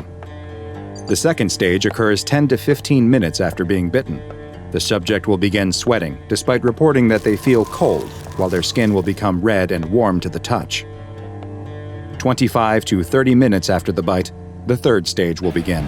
At this point, the psychological effects become very noticeable, with the subject becoming violent and attempting to attack any person nearby. Their speech will be slurred, and they may show signs of impairment to their motor skills. The fourth stage begins at the 40 to 45 minute mark, and at this point, the subject's skin color will go from being red to a pale white as their core temperature drops 5 to 8 degrees Celsius. Their psychological state will alter once again. and they will go from being extremely aggressive to overly apologetic, blaming their previous behavior on the fact that they weren't feeling well and weren't acting like themselves. After offering their apologies, they will then request their leave from the area and attempt to retreat to a darkened area. The fifth and final stage happens 55 to 60 minutes after the bite, at which point the subject faces a grisly end to the entire ordeal. Their entire body will rapidly dissolve into a translucent liquid, while at the exact same time, their shadow will disintegrate into numerous smaller instances of SCP-538. The spider offspring measure just 4 centimeters across, and the new instances will immediately begin seeking out shadows of their own that they can attach to and feed off of. There is currently no known cure for being bitten by an SCP-538 instance, and even death will not halt the process. Instead, should the subject expire while in the earlier stages of the condition, death will cause the final step to occur immediately. In a bit of good news, only bites to the area of an individual's shadow that correspond to a spot of bare skin seem to cause these effects. Even thin materials like cotton clothing appear to be enough to prevent the process from starting. The SCP Foundation has multiple instances of SCP-538 in containment, and they are kept in a white 15 by 15 by 3 meter room that is accessible only via an airlock. 4 200-watt lights are focused on a table in the center of the room, where D-Class personnel in a medically induced coma is kept in a stable state, in order to serve as a feeding source for the SCP-538 specimens. No other sources of shade are allowed into the room, so that the D-Class serves as the only source of shadows. Any personnel that enter the room, whether to repair a light source or to check on the condition of the D-Class, are to wear sealed hazardous material suits equipped with oxygen tanks, and are advised that they must move slowly and deliberately in order to avoid agitating any instances of SCP-538. Initially, doctors sent to examine the D-Class personnel were allowed to enter the room alone. However, following the events of Incident I-538-1, that protocol has been changed. During the incident, an attack by the Chaos Insurgency caused disruptions to both the main and backup power sources to the part of the site where the SCP-538 containment cell is located, just as a Foundation doctor was in the middle of an examination of the comatose D-Class. Power outage led to all lights in the containment cell shutting off, while at the same time sealing the airlock that provides the only means in or out of the room and trapping the doctor inside. The power was not able to be restored to the containment cell for another 18 hours, at which point the doctor was finally removed from the cell. The doctor sobbed uncontrollably as he kept repeating that he could feel them crawling all over him. The doctor was required to attend mandatory psychological therapy for his newly developed arachnophobia, and was later reassigned. Following this incident, the examination protocol was updated, and health checkups of the D-Class personnel are now performed by a doctor who is accompanied in the cell by 2 security personnel, each of whom are equipped with 2 250-watt flashlights that can be used in the event of another disruption to the lights. If at any time a staff member is bitten by one of the spiders, they are to be immediately placed within SCP-538's containment cell as soon as possible, as the failure to properly contain them could easily lead to a massive containment breach by SCP-538 entities. Bitten individuals will often attempt to hide the fact that they are bitten, so anyone who comes into contact with the shadow spiders must be carefully monitored for signs of any of the symptoms that follow a bite. The ease with which they could quickly spread and the huge threat they pose to humanity has led to SCP-538 being classified as Euclid, and while the Foundation hopes that they have been successfully contained, we all must remain ever vigilant of movement on the edge of shadows. Should you spot something, don't take any chances. Your future, non-liquefied body will thank you for it. A young man and his girlfriend enter the apartment they share. She tosses her keys on the entryway table as the man checks the time on his phone. He reminds the young woman that they will need to leave soon if they don't want to miss the movie they have purchased tickets for. The woman agrees, but she wants to take a quick shower before they leave. As she goes to freshen up, the man sits down at his computer to get in a quick round or two of his favorite online squad-based first-person shooter. He puts on his headset and jumps into a game. Before he knows it, he's just finished his 3rd round. He checks the time on his phone again and realizes that they were running late. He takes off his headphones and is confused when he hears what sounds like the shower still running. He gets up and goes to the bathroom door and listens. The shower is definitely still on. The man knocks on the door and asks if everything is all right. He waits a moment, but there's no response. He knocks again, and still nothing. She doesn't usually take showers this long, and he immediately worries that she might have passed out or, well, he doesn't even want to think about it. "I'm coming in, okay?" he announces as he opens the door to check on her. The man immediately notices how steamy the room is. The hot water must have been running for a while, and he's worried she really did pass out from the heat. "What's going on? Are you okay?" he asks, and when there's no response again, he pulls open the shower curtain to find nothing. Just an empty tub. There's no sign of his girlfriend anywhere. The man is beyond confused. He turns off the water and goes to the bedroom, but she isn't in there either. He runs to the front door, but it's still locked, and her keys are sitting on the table. He unlocks the door and sticks his head out into the hallway anyway, but nothing is out there. What is going on? He checks the bedroom again, then the bathroom, but she hasn't suddenly reappeared in either. He's in complete shock, unsure of what could be happening. He sits down on the toilet and puts his head in his hands. His head is spinning as it feels like the world is suddenly falling down all around him. The police are immediately suspicious of the man's story. His girlfriend simply vanished while taking a shower? "You expect us to believe that?" the detective asks. The man has no answer, though. It's as if she simply blinked out of existence. He's convinced she must still be in the building somewhere, that she somehow slipped out without him noticing. But none of the security footage from inside the building shows anything abnormal. There's footage from the cameras in the lobby of them entering the building, but nothing after that of her leaving. Just as in every missing person case like this, the boyfriend is the #1 suspect. But without any evidence, they can't hold him any longer. After many long hours of interviews, they finally allow him to leave, but not back to the apartment, since it's an active crime scene. The man has no family to speak of, and his few friends seem to have the same suspicions as the police and want nothing to do with him. His girlfriend was the only person he truly had in the world, and now she's gone. He's put up in a shabby motel, and days pass, then weeks, then months, but no evidence of the missing woman ever turns up. The man replays the memory of that day over and over in his head, searching for some kind of answer, but try as he might, he can't remember anything helpful, no clue as to what could have happened. The case is completely cold, and has been from the very start. The police eventually have to move on to newer, more solvable cases, and they finally allow the man to return home. He's overwhelmed with emotion the first time he enters the apartment. The place is a mess. It looks like the police turned it inside out looking for clues. Not knowing what else to do, he starts the long process of cleaning up the apartment. After hours of putting things away, he eventually gathers the strength to go to the one room he's been avoiding, the bathroom. He opens the door to the last place he's certain his girlfriend was.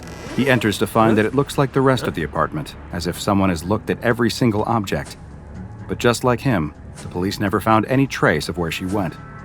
After straightening up this last room, he decides that he should take a shower and go to bed. It fills him with dread to think about standing in the last place he knows where she was. But he's had months to grieve the loss of his girlfriend, and he's decided that he needs to move on, whatever that means when someone goes missing without a trace. He turns on the shower and lets the water heat up before stepping in. Once he's in, every thought he has is about her. He wonders if she ever actually got in the shower at all, or somehow used it as a diversion to slip out unseen. He just can't figure out how. The day's events race through his mind, just as they have 1,000 times before, but his thoughts are interrupted when he notices that the water has started to pool around his feet. He looks down and sees that the drain cover looks normal. Maybe there's a clog, though. Do showers clog when they're not used? He has no idea. He bends down to get a closer look. The long black creature emerges from the drain in the blink of an eye and latches onto his mouth, muffling him before he even has a chance to scream. He struggles and pulls down the curtain on top of him as he falls back onto the shower floor. But it's already too late. And in a matter of minutes, he too will be gone without a trace. Is there anything more comforting after a hard day than a nice, long, hot shower? The answer to that is no, there is nothing better. But that relaxing shower might just be the last you ever take when, unbeknownst to you, your pipes are home to an instance of SCP-153, also known as drain worms. SCP-153 refers to a species that resembles the common nematode, or roundworm, consisting of a long, thin body with a large mouth on one end. While some roundworms can grow to as large as a meter long, which is in itself a disturbing thought, SCP-153 instances can be much, much larger, and it is estimated that they can reach up to nearly 10 meters in length, though it is hypothesized that some instances in the wild may grow even longer. These worm-like creatures will feed off of any available organic material. However, their favorite form of sustenance is fresh animal tissue, and they appear to have an especially strong predilection towards human flesh. In order to satiate their desire to feed on their preferred prey, SCP-153 has developed a rather unique predatory style that perfectly suits its elongated body structure. While it is unknown just where they originate, they are most often found in the pipes of sewer and drainage systems. 153 instances will swim up those pipes, seeking out ones that lead to people's homes, and especially those that connect to showers and bathtubs. Once they reach the end of the pipe, SCP-153 will latch onto the drain cover and begin secreting an acidic substance. The acid quickly dissolves the drain cover, and SCP-153 will position its own mouth in its place, which it then is able to camouflage as the missing drain cover almost perfectly. Once SCP-153 has taken this position, it is virtually impossible to distinguish it from the original or discern that anything has changed. SCP-153 will then lie in wait until it detects that someone has entered the shower or bathtub. Once the unsuspecting person has begun to bathe, it will very quickly emerge from the drain, latching onto the victim's face, most likely in order to prevent them from calling for help. It then begins to rapidly secrete more of the same acid that it used to dissolve the drain cover. With how effectively it was able to dissolve metal, it's no surprise that SCP-153 is able to quickly produce the same effect on its victim. Their skin, muscle, and bone will all be almost immediately liquefied, allowing SCP-153 to feed on the slurry, and the drain worms feed extremely quickly as well. After just several minutes, basically nothing will remain of the person who stepped into the shower, and 153 will retreat back into the drain, leaving no signs that it was ever there, save for the missing drain cover. The SCP Foundation became aware of this anomaly following multiple mysterious missing person cases that all had one key element in common. Each was reported as having disappeared after entering a bathroom to either shower or take a bath. The Foundation soon discovered that large populations of SCP-153 instances were living in the sewers beneath several major American cities, and immediately began enacting containment procedures.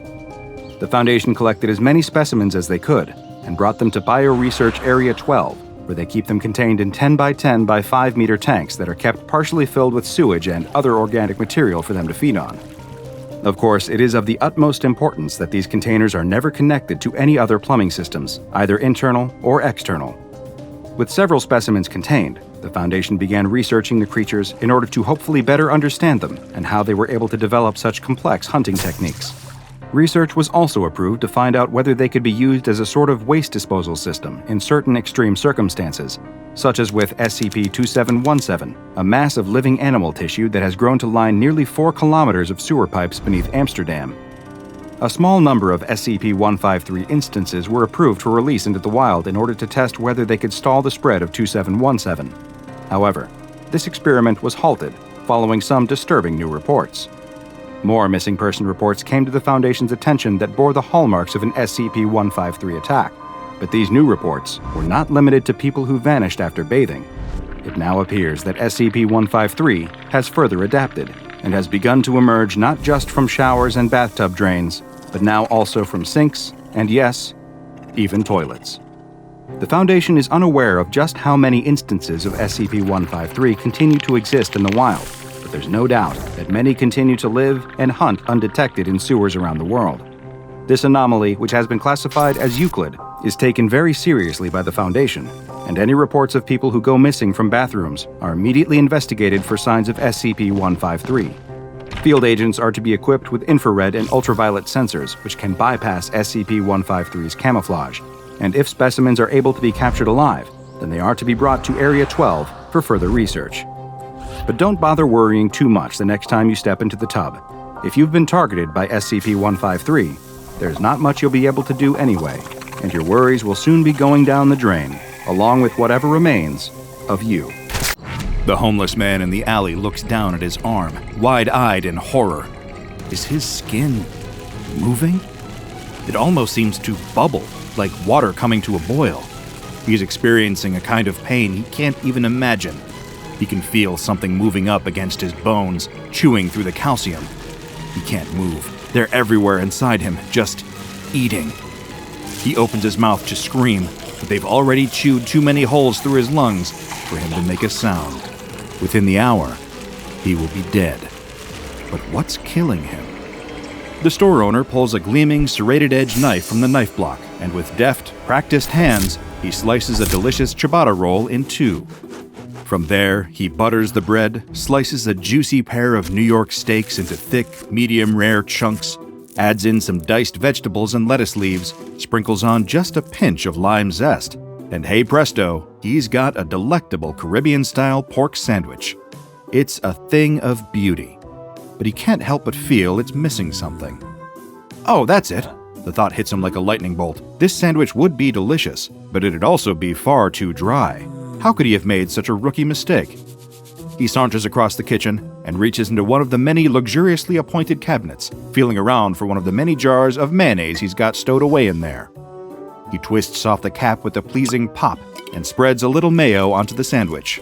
It looks positively delicious, and he wastes no time in placing it pride of place in the display case. Everything is moving along perfectly. Boston is a foodie town.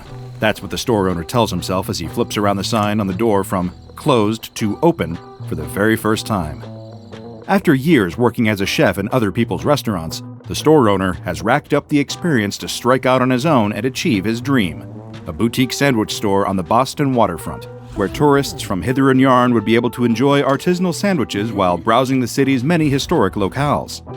His employees are busying themselves around the store. They're all people he personally interviewed and selected. They all aligned with his mission and had a passion for sandwiches. One wipes down the tables in prep for the inevitable rush of customers when it turns lunchtime. Another is artfully posing a selection of pre-made sandwiches behind a sheet of glass at the counter. Leg ham and strong cheese, BLT, tuna mayo, and, of course, lobster. We can't forget that this is Boston after all. But as the hours creep on, something horrible happens. Nobody shows up. The store owner doesn't know what he's done wrong. He managed to pay for an ad about the grand opening in one of the local papers and released some coupons in a local food magazine too. He even put a grand opening sign and garland in the window, showing off the grand opening discount. For every sandwich a customer buys, they'll get another half off. But it seems that none of this conventional business wisdom actually shook out. His optimism wanes as the course of the day passes, and though they're all keeping up brave faces, he can see the doubt in the eyes of his employees, too. All of their minds are bubbling with the same terrifying thought, too awful to ever be spoken aloud. This whole thing has been a complete bust. When closing time comes, the store owner gathers his employees together to give him a pep talk, hoping to assuage all their fears about potentially losing their new jobs the same week they got them. He gives an inspiring speech about the importance of perseverance and grit and sticking to their dreams, despite the fact that there may be discouraging setbacks along the way. As he listens to himself talking, it occurs to him that these are the words he needs to hear, as much as they are the words he needs to say. But after they've all gone home, he's left alone, looking at the uneaten sandwiches in the display case. The anxiety of the day has killed any hope of his appetite, and then it dawns on him. Those sandwiches are going to be stale by tomorrow. All his hard work, all his passion, and he's going to need to throw them out. He takes the Caribbean pork sandwich first and morosely exits out of the back door.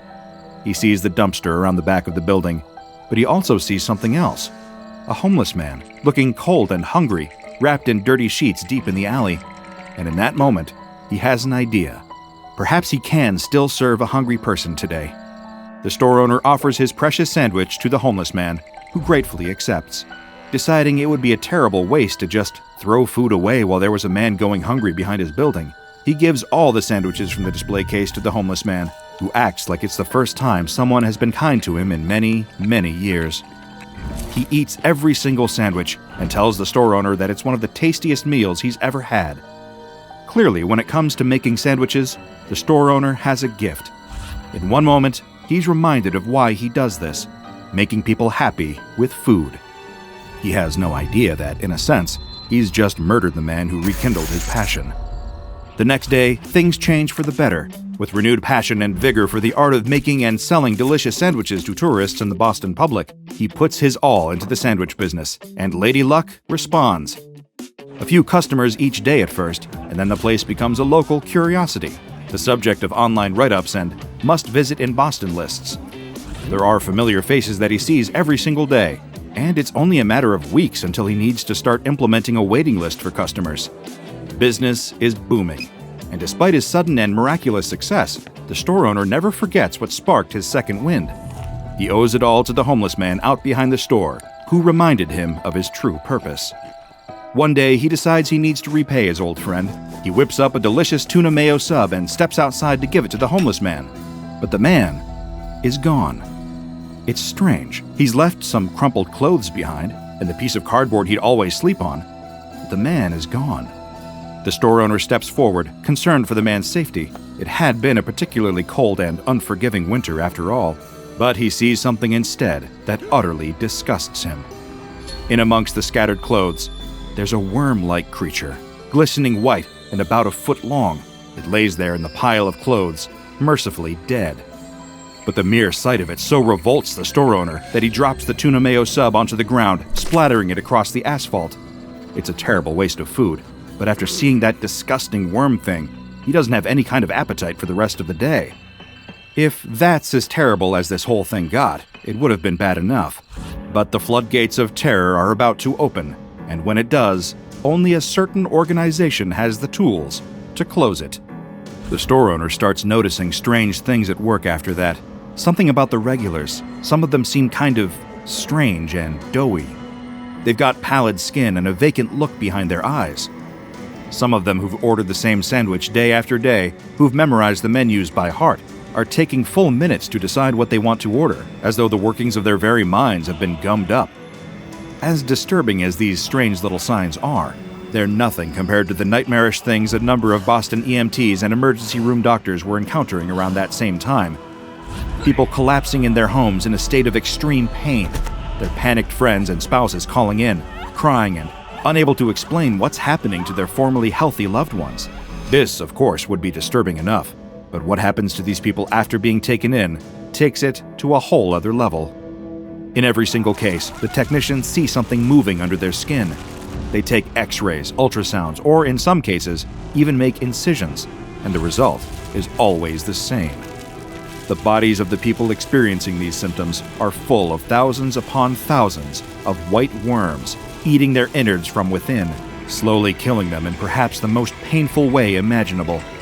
Even seasoned doctors are passing out from sheer horror when they see the masses of impossible white parasites wriggling within their patients. The one piece of vital information they don't have is that all these victims had recently eaten at a certain up-and-coming sandwich store on the Boston Harbor. After 10 weeks of business, things are starting to cool down again for the sandwich store. The owner thinks that's to be expected. That opening FOMO hype can't go on forever. But the mysterious absence of some of his most loyal repeat customers is undeniably a little disturbing to him.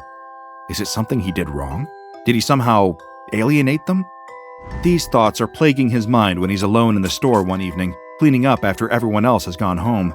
His thoughts are so occupied that, as he's preparing to screw the top back onto a jar of mayonnaise, he accidentally drops it. The jar stays intact, but a large, disgusting blob of mayo splatters out onto the floor. Great, now he has to clean that up. He picks up the jar and takes it into the back alley, where he intends to throw it into the dumpster. With half of it spilled out onto the ground, it's too much of a hygiene risk for him to keep it in the restaurant anymore. But before he can throw it into the trash, his arm freezes in a moment of inexplicable hesitation.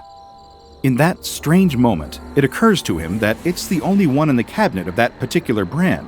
He's used it on so many sandwiches before, and yet he's never needed to buy a new jar of it either. On a pure whim, he decides to inspect it closer. The label on the back of the jar reads, "Water, vegetable oil, vinegar, eggs, eggs, eggs, eat eggs, be eggs. Your flesh is but the nursery and sustenance of our incalculable ravenous mouths. Eat eggs, consume us. Let us be realized within you. Sugar, salt, lemon juice, and love."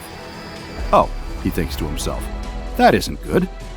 Without a second's delay, he runs back into the sandwich store, wondering with horror just what exactly he'd been feeding his customers all this time. But these thoughts are interrupted when he sees that the mess of mayonnaise is somehow gone from the floor. He didn't clean it up, did he? Something is terribly wrong here. That's the only thing he knows for certain. He may not even be safe in here. He lunges out and grabs a frying pan, the one he uses to sizzle up the steak for the store's famous Boston-style cheesesteak sandwiches, and assumes a defensive position. His instincts might just save his life here, as something watches him from the shadows. Without warning, something comes squealing towards him, about the size of a rat, with shiny, smooth, white skin, propelling itself along the ground on a collection of horrid little tendrils. It makes a horrific shrieking sound and lunges for him. Almost instinctually, he whacks it with his frying pan, sending it flying across the kitchen, where it lands against the wall with a splat. Did he just get attacked by a living blob of mayonnaise? Before he can even contemplate all the implications of that, he sees the splat slithering down the wall and gathering in a puddle on the floor. This puddle then twists and warps, taking the exact same horrible shape it had before. Tendrils sliding out of its shimmering skin. It must have formed out of the contents of almost the entire mysterious jar. And it dawns on him all at once, in every single sandwich his shop had served which contained mayonnaise, he's been putting these little monsters into people's bodies. And as the beast shakes off the shock and prepares to charge again, he's starting to worry that he might be in for the same fate. Only in Boston, right? Whether you love or despise mayonnaise, it's likely that SCP-2484, aptly titled The Parasitic Mayonnaise Worms, made you feel a little queasy. But if you're anything like the Foundation field agents who first discovered this caustic condiment, you likely have some pressing questions about what exactly you just witnessed. Thanks to my research into a number of classified files, I'm able to give you the answers, but I'm afraid I can't tell you that it won't get any less repulsive. To the untrained eye, SCP-2484 is a mayonnaise jar of indeterminate brand containing approximately 1,024 grams of a substance that, to all chemical tests, seems to be identical to regular mayonnaise. This substance, for the sake of avoiding confusion, will be referred to as SCP-2484-A. While inside the jar, SCP-2484-A poses no threat to anyone. But the second the anomalous mayonnaise leaves the jar or is consumed by a vertebrate animal, the disturbing effects you've already witnessed take hold. The jar contains an infinite quantity of this mayonnaise too. When the contents of SCP-2484 are removed, it will begin to refill by 2 milliliters every hour. Luckily for the Foundation's biohazard control units, SCP-2484-A can be destroyed in any manner that non-anomalous mayonnaise can be destroyed. Personally, I've never contemplated ways of destroying mayonnaise, so I'll leave the devising of these methods to greater minds than my own. Any quantity of SCP-2484-A less than 5 grams doesn't seem to display any anomalous properties, so if you're content with a tiny quantity of mayo on your food, you may encounter this anomaly and live to tell the tale. But masses between 5 grams and 63 grams are another story. These masses will develop a repulsive, congealed membrane, a kind of smooth, glossy skin over their body, as well as crude, tentacle-like pseudopods. These creatures will slither and crawl around without any real direction. These won't pose any threat to other organisms, so long as they don't touch or ingest them. If only the same could be said for the larger ones. Slightly larger creatures formed out of SCP-2484-A, specifically ones weighing between 63 grams and 235 grams, will move with more direction and purpose.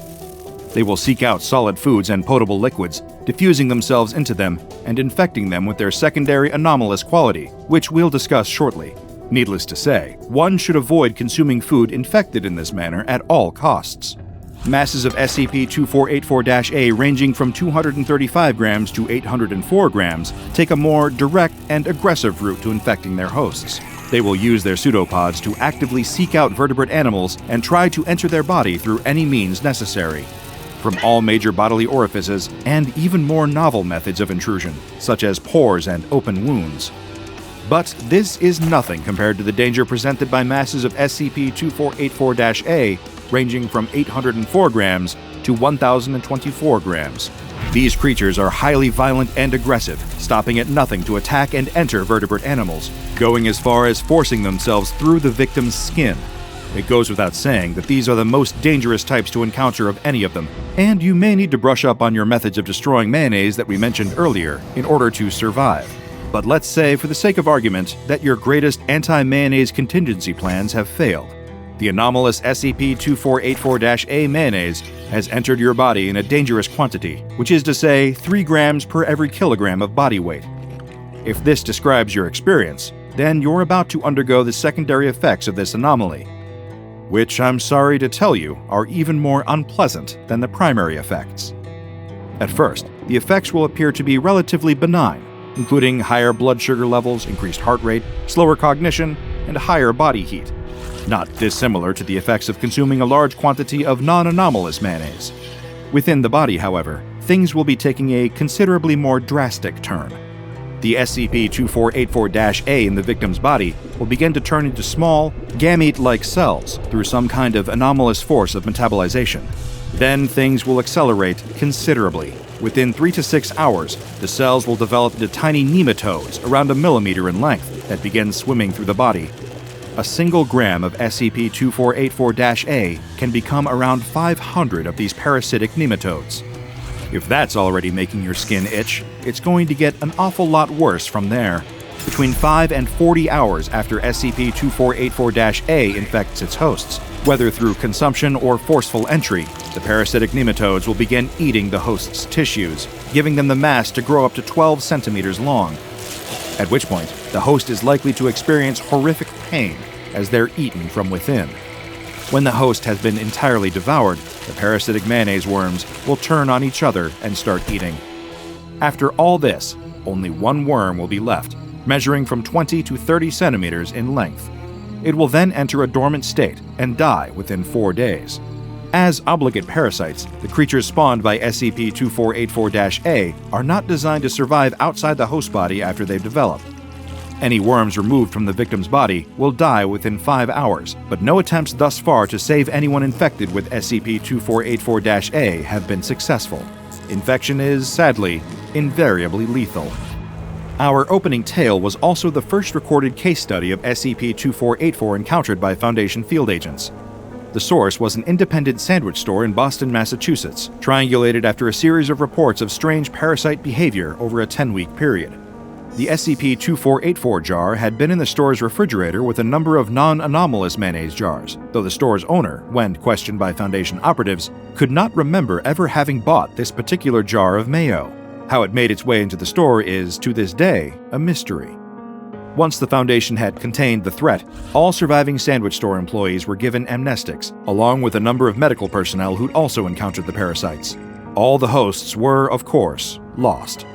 SCP-2484 is currently classified as safe. It is kept in a standard refrigerated perishables unit, essentially a kind of high-security fridge.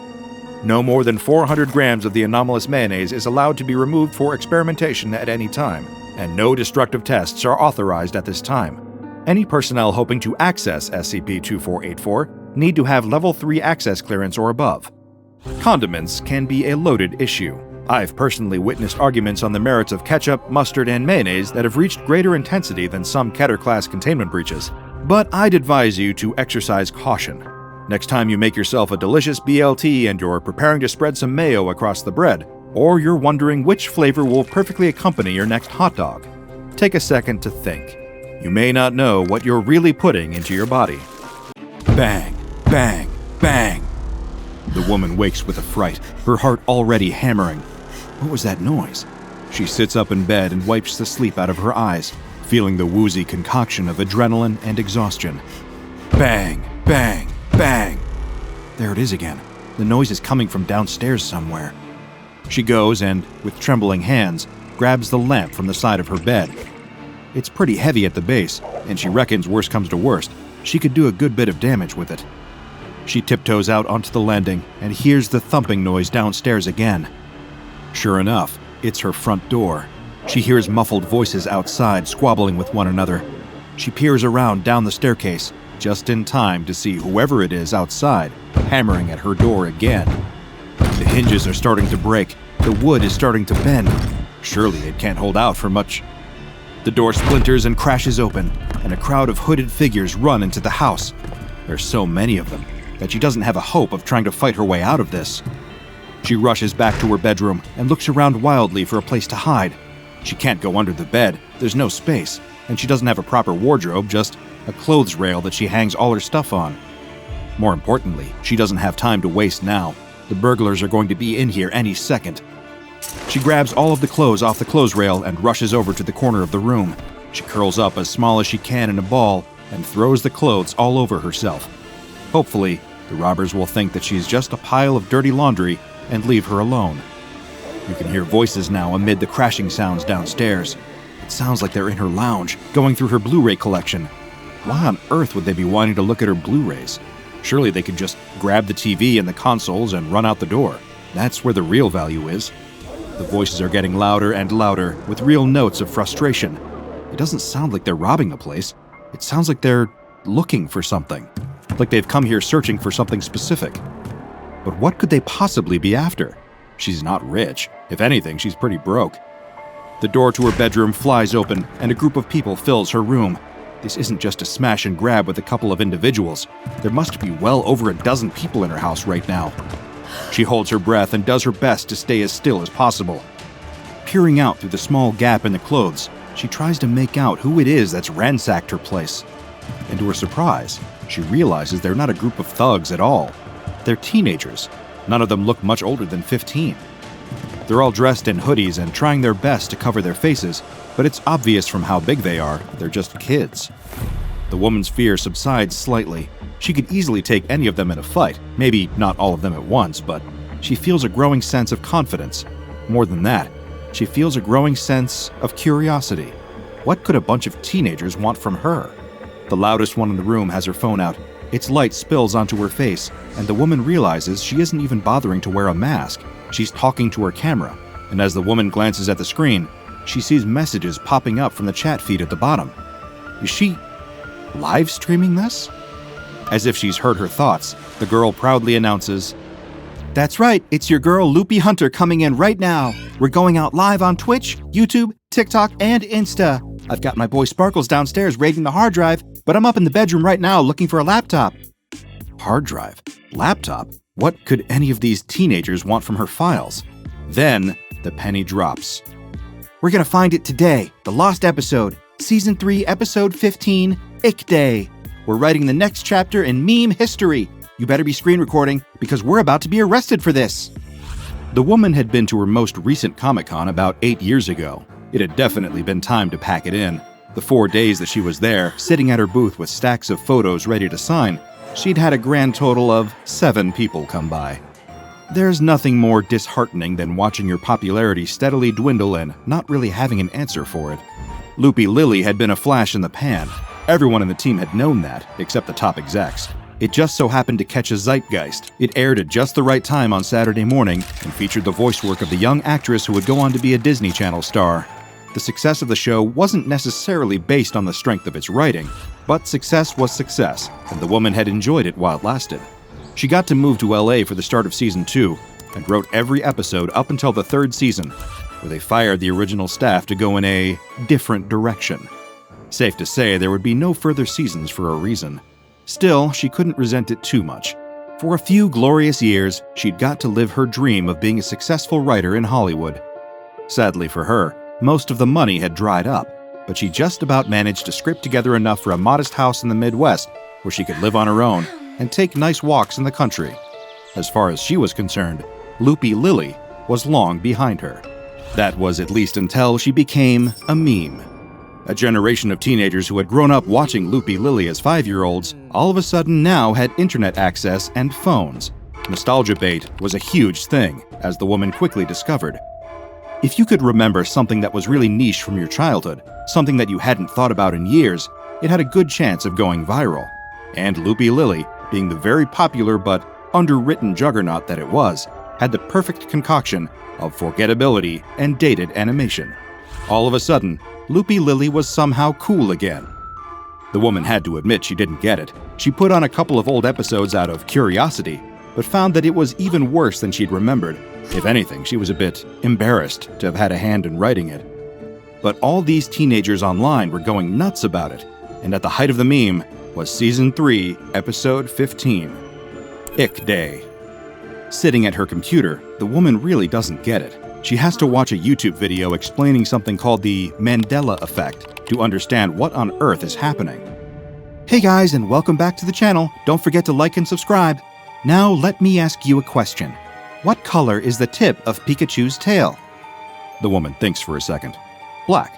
Pikachu's got a tail that's yellow at the base and then black or brown at the tip. You're wrong. It's yellow. Huh? Another question. What does Snow White say to the mirror on her wall? Well, that's an easy one. She can picture the scene from the movie in her head now. Mirror, mirror on the wall, who's the fairest of them all?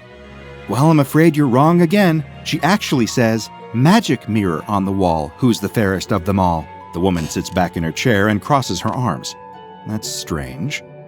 What you're experiencing there is a phenomenon known as the Mandela effect. It's a kind of group misremembrance. For some reason, there are certain events and moments in history that a large number of the population remember in a factually incorrect way. The phenomenon gets its name from a study that found that a number of people believed that Nelson Mandela died in prison in the 1980s. Many of them could recount in fair detail seeing his widow giving a speech on television and watching extensive news coverage about the event, even though Mandela actually died in 2013. In fact, the reason you're probably watching this video right now is that there seems to be a new Mandela effect taking the internet by storm. Ick Day, episode 15 of LoOpy LiLLy's 3rd season. The woman finishes the video and gets up to go out for her usual walk. What kind of thing do all these teenagers remember about the episode? She walks through the woods, scrolling through her phone, looking at Twitter threads, subreddits, and YouTube comments. Oh man, I remember that episode. It was really horrific. You see LiLLy dragging her little lamb outside and beating it? They had blood and everything. It really scarred me. S3E15 was creepy AF. I watched it when it aired and it was all about her being sick in bed, but it was this big metaphor for mental health. She just steadily goes insane and starts threatening to unalive her parents and stuff. Ick Day's just some creepypasta, guys. It was a 4chan thing or something from a few years ago. No one actually believes that. I definitely saw in the news that they'd banned it from a worldwide release because it was giving people epileptic fits. My school even had a letter go out to parents to warn them. The more the woman reads, the more she starts to laugh. She has no idea where all these stories have come from, but they're all total nonsense. She remembers that episode. It takes her a minute, but it's clear enough in her head now. She'd written it and the studio had animated most of it, but without warning, the executive producers decided to cut it from the series. It hadn't been very good, and they already had enough episodes to fill the slot. That was it. There were no broken bones, gruesome murders, killer pathogens, or mental health metaphors. It was just a very normal Saturday morning cartoon episode about a girl who was too sick to go to school. The whole reason they'd cut it was because nothing interesting happened at all. She laughs and puts her phone back in her pocket, enjoying the fresh air. When she gets back home later that evening, she logs onto Twitter and shares a post about the episode. It's the most attention the show has gotten in close to a decade, and she's surprised to see she's picked up almost 1,000 new followers out of thin air. Good meme, everyone, making up fake stories about the episode. It was never released, and trust me, I think you'd all be very disappointed to learn why. She grins to herself. That's a good post. She'll get a few replies from people with more traffic, but she's also not giving any false promises. She gets up to make dinner, and when she sits down at her computer again, her eyes go wider than the dinner plate she's about to eat off of.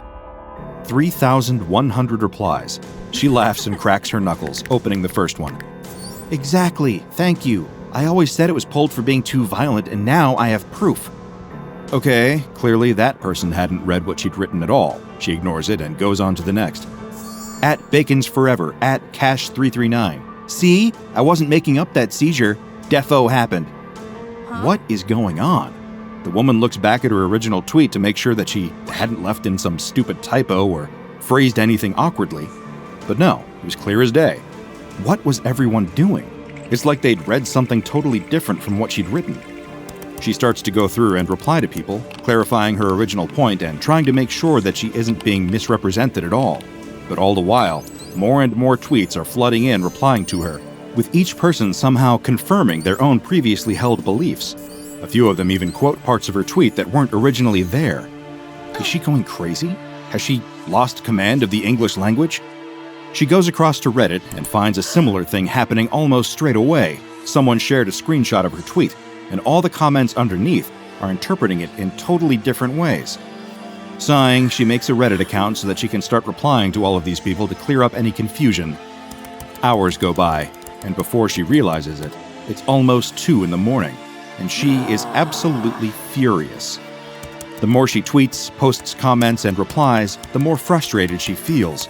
Nobody is listening to her. It's like an elaborate game of telephone where Everyone seems to fall apart after just the second person in the line. She reads one particularly disconcerting comment. "We're gonna find your address and come and get the proof you've been promising. The hunt for the missing episode is almost over."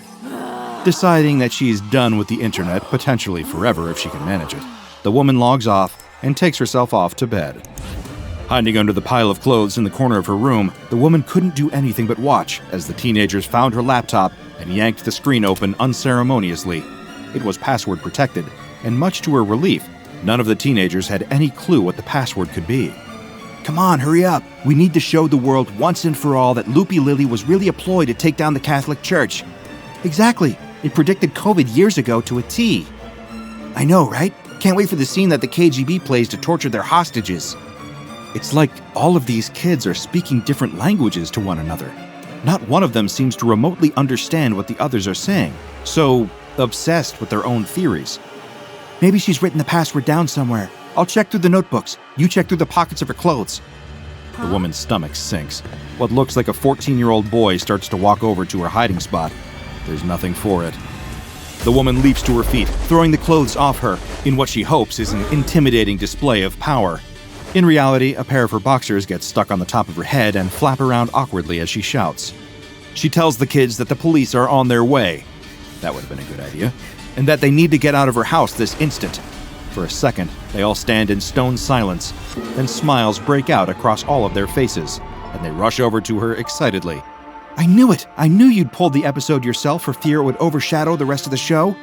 Oh, it's so great to hear it straight from your mouth. LiLLy was actually dead the whole time, and the show was about a descent into hell." What are these kids talking about? She hadn't said a word about LiLLy. She tries to repeat herself to tell them that the police are coming and that they need to leave this instant. But her adoring fans only seem to grow more enamored with the stories that they're hearing from her mouth. When she says a threat, their eyes light up with excitement as they hear her revealing the most treasured secrets of the show. She tries to physically usher them out of the house. She can't hit them, obviously, because they're kids, but she does her best to push them and herd them toward the door, leading them out into the street. They just crowd around her on the sidewalk, asking more and more questions, not listening to a word she has to say. The woman can do nothing but stand there helpless. Does anyone in the world understand her anymore? But then, she catches glimpses of their phone screens. Heart emojis flood the chats. 600K viewers on one phone, 1 million on another. The whole world is watching her. And they're all loving what she has to say. Anytime she talks, fresh waves of messages fill the chats, and a dozen voices around her call out in surprise and joy. Before she can stop it, a smile spreads across her face, and she opens her arms wide, beginning to tell the crowd the story of LiLLy right from the start. Keter-class SCPs are the ones that are hardest to contain. Its members can range from problematic teleporters to veritable world-destroying nightmare creatures. SCP-5019 falls into the same classification, but hopefully poses virtually no threat to the existence of humanity. The reason why it is in this class is that despite the Foundation's best efforts, it seems virtually impossible to contain. Foundation web crawlers scour the internet day in and day out, tracking any website or thread that mentions the TV show LoOpy. Previous attempts have been made to suppress any mention of the show, but this has proven ineffective. IP addresses and those talking about the show are tracked, and agents are deployed to administer amnestics to the users who make the initial reference. This is one of the rare instances where the Foundation's amnestics have proven totally ineffective. No matter the dosage or strength, subjects will not forget about LoOpy. Specifically, they will not forget Season 3, Episode 15, Ick Day. Dubbed the Lost Episode by many, this episode was never officially aired. There's no record of its broadcast in any country, and no copies of the episode itself have ever been recovered. And yet, a large proportion of this show's target demographic recalls something about the episode. Recollections vary from individual to individual, with the common traits being that the episode was censored, destroyed, made up, or only broadcast once. Many individuals report quite extreme reasons for the episode's status, citing excessive violence, explicit content, darkness, or other disturbing elements. Other individuals believe that it doesn't exist at all, and is part of a wider conspiracy made up by trolls online, or is even connected to various government-level conspiracy theories. The truth is quite simple. Ick Day was never released. It was written and mostly animated but was cancelled prior to release by the studio. The lead writer, Nicola Myers, referred to here on out as POI 5019, has explained on numerous occasions the unremarkable backstory of the episode. Those unaffected by SCP-5019 believe the same. They have a recollection of Season 3, Episode 15, never making it to air for unremarkable reasons.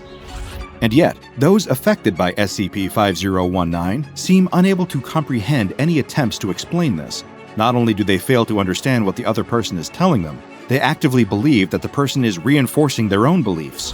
It appears that a large number of people online who engage in discussions about the lost episode believe that all of their peers are agreeing with their viewpoint, even when they are explicitly stating the opposite.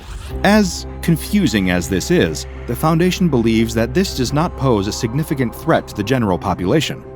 It does make you wonder, though, is there really any truth to anything you see online? The turrets aim at the man caught in the blinding beams of light. With the click of a button, they will fill him with enough bullets to kill an elephant twice. The man just coughs a couple of times, trying to get rid of the itching in the back of his throat, but it just won't shift. He coughs harder, and a puff of tiny floating particles drifts out of his open mouth. Trying his best to focus his eyes on the glaring light, the man stares at them. He's feeling lightheaded. It's either really hot here, or he's not very well.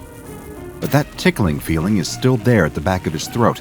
He coughs harder and harder, trying to dislodge whatever it is, but it only seems to make it worse. He retches, feeling something tickling his gag reflex.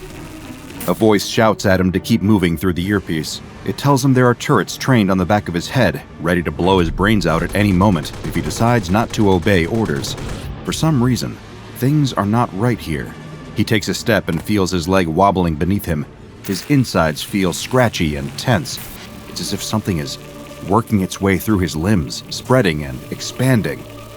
He takes another step and almost falls over. More of those tiny particles spill out of his mouth with every breath, floating all around him in the air, but he can barely see them at all now. His eyes won't focus, no matter how hard he strains them. It's as if there's a layer forming over the top of them. He has to keep moving.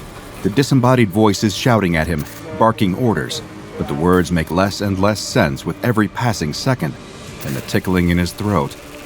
He retches, and this time feels something shift and slide within himself, forcing its way up his windpipe and flattening his tongue to the bottom of his mouth. The force of the movement knocks him off balance, and he tumbles to his side, landing against something solid. With the few vestiges of effort that he can muster, he stares at his reflection in the mirror of the car door.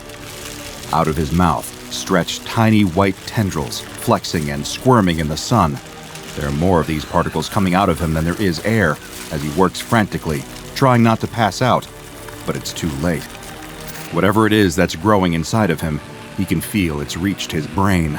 Tendrils wrap themselves around his neurons, squeezing them and ripping them apart. Images, dreams, nightmares, all fire across his consciousness, choked with unimaginable pain. But suddenly, the man dies. And yet his body keeps moving, walking towards the town center. Just 1 day prior, the man had been sitting on death row. He had a date in the diary, the wardens had told him with sneering expressions. On the 23rd of August, he would sit down in the chair in front of a room full of people and feel the needle going into his arm. He didn't really have anyone to talk to about it and was quite happy in a lot of ways. He didn't have to deal with questions like, "Are you at peace with it?" or "How does it feel knowing when you will die?" He didn't really have an answer to any of those questions and didn't really want to spend the time thinking about it to come up with one. He'd stuck to his story from the moment the police arrested him, and he would continue sticking to it until the moment the needle went into his skin. Not guilty. So when a group of suits turned up outside his cell, saying they were there to take him away, he can be forgiven for having just a little bit of hope. Maybe his appeal had been heard. Maybe this was it, his chance at a new life. The man believed that as they bundled him into the back of a van and drove him across the state. He believed that as he was made to sleep on the floor of a local motel with 2 black-suited men watching him. He'd even chosen to believe that when they turned up at Site 4341. But as the man stands there with an earpiece in his ear and several turrets aimed squarely at his back, he has to let go of his hope. He doesn't know who these people are or why they've brought him here. They must be the FBI or something. The only thing they've told him is that he has to walk in a straight line. That's it. He's standing in an airlock, the kind you see in movies about aliens. On the other side of the glass panes is what looks like an empty road. Somewhere ahead of him, there's a town. An agent walks up beside him and roughly shoves an earpiece into his ear canal. The agent pushes him in the back and sends him stumbling forward. The man turns to the agent, unaware that the words he says now may be his dying words. He doesn't want to waste them. He claims he didn't do it. He's an innocent man. Always has been. The agent just laughs at him and tells him to look at some images. For science, he says. The agent holds out a pair of photos. One is of a dog. The other is of a chair. Which of these is a non-animal? A non-animal?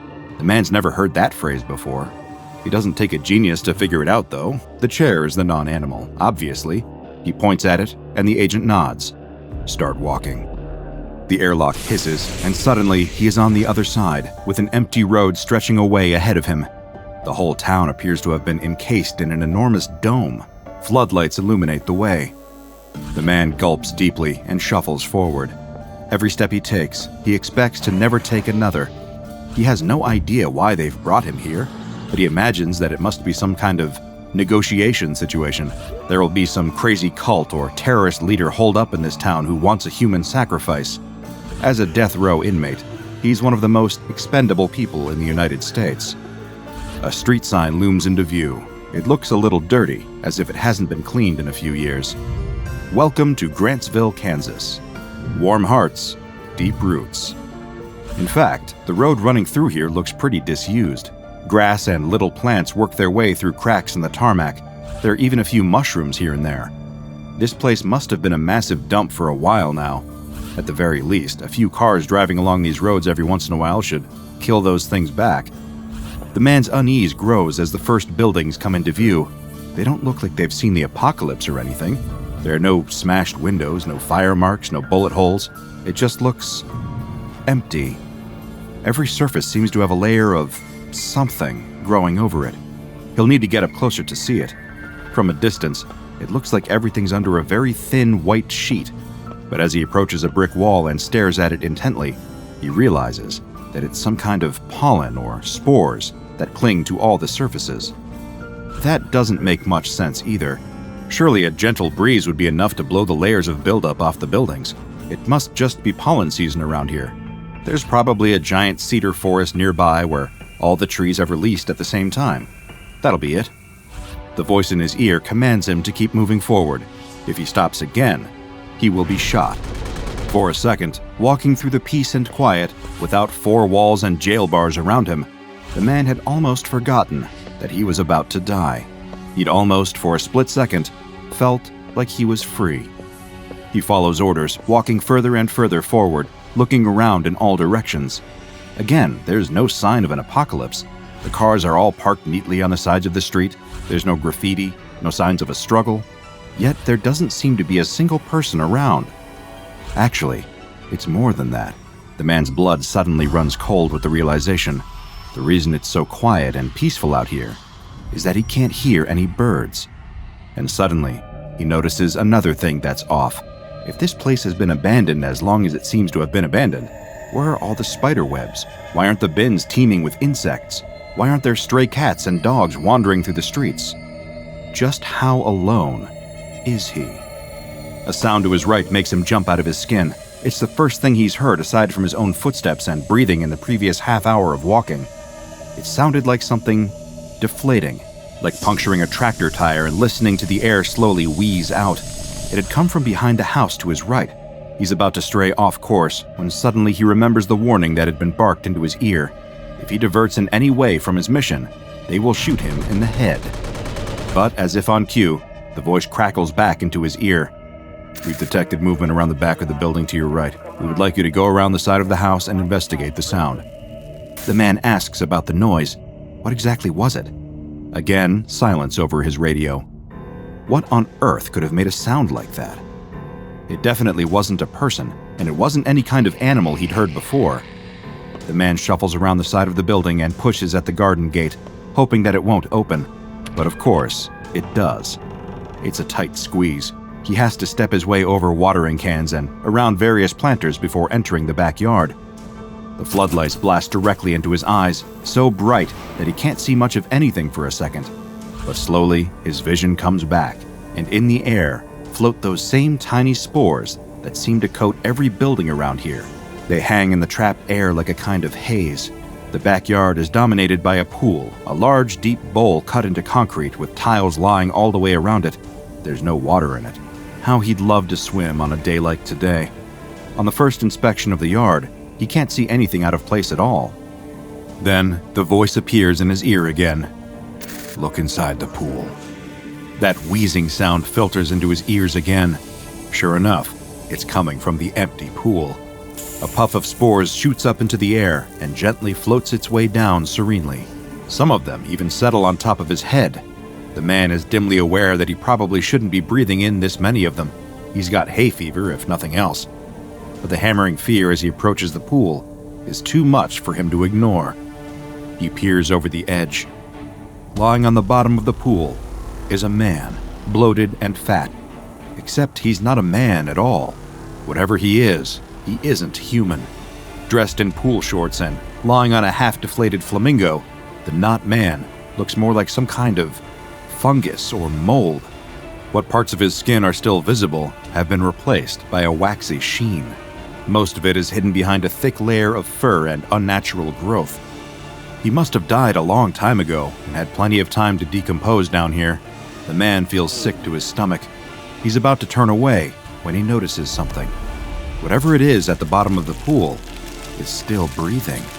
It takes a deep breath in through its mouth, holds it for a moment, and then its entire belly opens like a blooming flower, and a gust of spores rockets up into the air.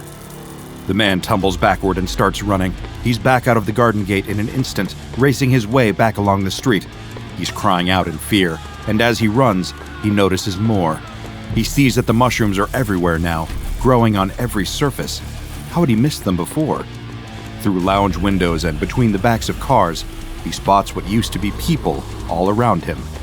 Only they're not people. Not anymore. A dead dog blocks the path in front of him. Out of its hindquarters has grown a set of finger-like mushrooms almost 6 feet tall. They seem to wrestle and flex as he runs toward them, somehow aware of his presence. He turns and runs the other way, racing through street after street, all thoughts of the bullet in the back of his head forgotten, until something appears in his vision that brings him skidding to a stop. Another dome looms up in front of him. Not quite the height of the main dome itself, but it is not far off. It's hundreds of feet tall. It looks almost like a nuclear bomb has gone off and been frozen mid-explosion. Maybe that is what's happened. Maybe this is how he died. But as he looks at the dome closer, he sees that it isn't made up of fire or burning atoms. It isn't the same metal sheeting as the dome over the whole town. It's made of spores, a dense shell of them so tightly packed that they form a kind of perimeter, a boundary right over the town center where no one can get in. Standing there, trying to catch his breath, feeling his head spinning, the man hears the voice in his ear once again, totally devoid of emotion or panic, as if what they had just witnessed was totally normal for them. Keep walking. The man takes a hesitant step forward, towards the enormous shell filling the darkness in front of him, and as he walks, he feels a tickle in the back of his throat. The agent removes her headset and swears. It hadn't worked. Their goal had been to get some intel from the town center, but that D-Class hadn't gotten anywhere close. The Foundation had managed to establish surveillance cameras all over the town using remote-controlled vehicles, but none of their attempts to get to the town center, to get through that spore dome, had worked. All she knows is that they need to deal with this situation fast. Every day they can't figure out a solution to this problem. The likelihood of a nuclear warhead being detonated grows stronger. She gets up from her desk and leaves the surveillance room. Before being allowed to go on break, she has to sit down and get through the usual psychiatric analysis. She sits down at the computer, and 2 images flash up in front of her. One is of a chicken, the other of a brick. Which of these images is of a non-animal? She sighs dramatically. Sitting through these mind-numbing mental examinations every day just to prove that she can do her job, it's such a waste of time. The answer's as easy as it always is. She grabs the mouse and clicks the correct answer. It's the chicken, obviously. A chicken isn't an animal. Does the Foundation really think that their agents would be tricked that easily? Nothing's getting through their quarantine. If only that were the case. SCP-4341 is the designation given to the absence of animal life in Grantsville, Kansas. No matter how hard you look within the town's perimeter, you will not find any member of the Kingdom Animalia. Don't look too hard, though. Anything that crosses the border into the town becomes an instance of SCP-4341-A. SCP-4341-A instances are not animals. Remember that. That means that no Foundation personnel are allowed to enter the town, unless of course they happen not to be animals themselves, but there are very few non-animal members of staff, and those that do exist are often predisposed, or in some other way rooted to the spot. All around the town, the Foundation has established a Class 3 biohazard quarantine unit called Unit Alpha in order to keep everything in the town inside and everything out of the town outside. The first tests conducted saw a group of 4 rats being released through the airlock and into the town. 2 of the rats died immediately as their bodies disintegrated. The other 2 seemed desperate to escape and turned to race back to the airlock. AI-controlled turrets have been stationed all around the perimeter to prevent this from happening. In a fraction of a second, the rats were peppered with bullets. Those same turrets were pointed squarely at the back of D-4765 as he made his way into the town. He was able to make it much further than the rats, though, of course, as soon as he crossed the border, he was no longer animal life. He made it quite a long way, but ultimately collapsed, as his limbs were replaced by hyphae. From this point on, drones and remote-controlled vehicles, or RCVs, were used for testing. Using this methodology, the Foundation was able to establish a greater network of surveillance equipment throughout the region. However, all RCVs eventually stopped working, as microstructures similar to those found in fungi started to grow inside of them, replacing axles and internal components. A drone was sent to survey the local townspeople who were still present, though, of course, none of them are animal life anymore. Jonathan Brams was found inside his home, but when researchers attempted to make contact, he underwent binary fission so rapidly that the drone was trapped beneath a pile of Jonathan Brams. Alarmingly, one SCP-4341-A instance was able to direct its root structure towards one of the turrets, at which point the turret became non-animal life and was immediately fired upon by all of the other turrets. A number of solutions have been proposed to deal with the threat of SCP-4341. Flooding the town with acid that would eradicate all non-animal life is not viable, as a strong enough acid in the volumes required simply does not exist. A vote is currently pending as to whether it is viable to evacuate all civilians in a 5-kilometer radius and detonate a neutron bomb over the town.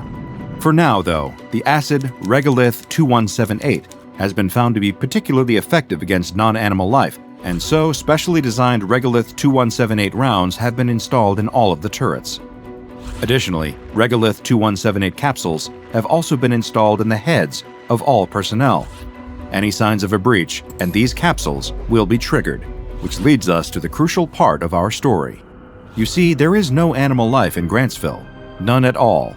Until one day, there was. December 7th, 2022, there was suddenly an opening in the dome surrounding the town center, and out walked the former mayor of Grantsville, Gordy Landon. The researchers, immediately identifying him as animal life, rushed him to the airlock and let him through. Only one researcher saw the roots snaking their way through his eyes, but by then, it was too late. Landon slumped his head to the side, and his body breached. In an instant, there was no animal life left in Site-4341. The entity was able to exit the facility and made it 1.2 kilometers towards Site-128 before it was destroyed by long-range ordnance. The cleanup operation is ongoing, but so far, the Foundation notes that the surrounding area has seen no contamination. Animal life seemed totally unaffected. What did go up were the number of agents involved in the cleanup being unable to identify animal life from non-animal life, often misidentifying the common and totally harmless bipedal superfungi as somehow being non-animals. Very strange. Back within the quarantine dome, things were changing too. A long-range drone mission was launched to find out once and for all what was inside that central spore dome. Much to the researchers' surprise, the drone was able to breach the hard shell.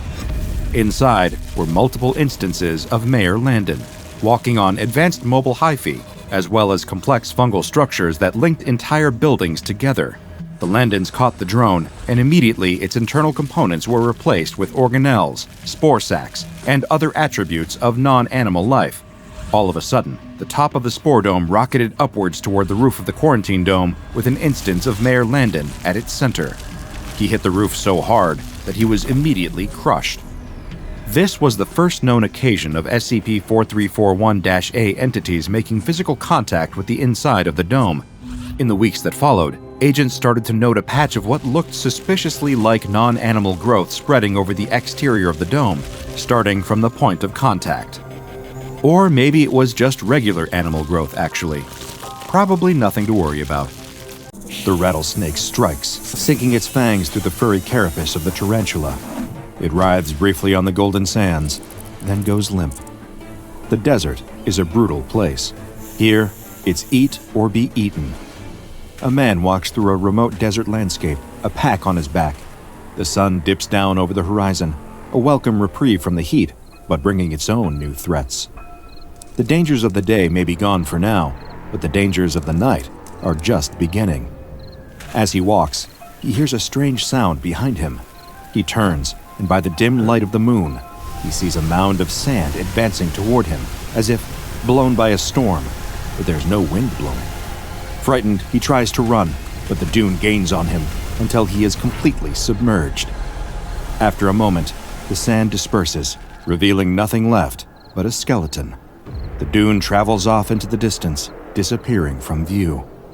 The desert is an unforgiving place for a traveler. The days are hot and dry, baking you with the relentless heat of the sun. The nights are cold and just as inhospitable as the desert's wild inhabitants come out of hiding, ready to attack any perceived threats or invaders. The year is 1908, and a cavalry troop on their way back to base are getting a crash course in just how brutal the Arizona desert can be. The trip has taken longer than anticipated, and their horses are growing sluggish from thirst, trudging slower and slower through the dust and sand. The soldiers' eyes sting from the sun, the sweat, and the lack of proper sleep. They need a place to hang their hats for the night, to have a hearty meal and a tall glass of water, and maybe something stronger too after all this trouble. As if in answer to their prayers, the men suddenly spotted a faded sign for a town further down the road. Only 1 mile left to Fredericksburg, it said. They would be able to reach the town by sundown, a welcome reprieve from sleeping on the ground and watching their supplies dwindle day by day. The mile seems to stretch on forever, but they persist and reach their oasis, the town of Fredericksburg. They aren't exactly expecting a welcome parade upon their arrival, but they're still shocked by how tepid a reception is waiting for them. Here they are, members of the Army Cavalry, and no one comes out to greet them, or even to see who the strange men in uniform on horses might be. As a matter of fact, the men don't see anyone at all, not one single soul. They stop in the middle of the town square, climbing down from their horses, and call out, shouting at the top of their lungs. Still, no doors fling open, no windows are cracked, and no one comes to see what all the commotion was. The only evidence that anyone was ever there at all is the buildings themselves, and a few handwritten signs posted throughout the area. The signs are all in German, and none of the soldiers can speak enough German to read them. If they could, they would probably leave the town as quickly as possible, hop on their horses and gallop away until it vanishes from view. But they can't, so they don't. One of the men suggests that the town is abandoned, that it's become a ghost town. The more they see of the town, the more they think he might be right.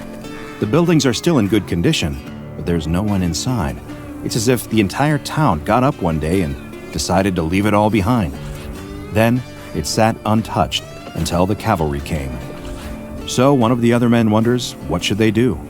The plan doesn't have to change, another one suggests. A night's sleep in an abandoned town is far better than another night of setting up camp and sleeping on the ground.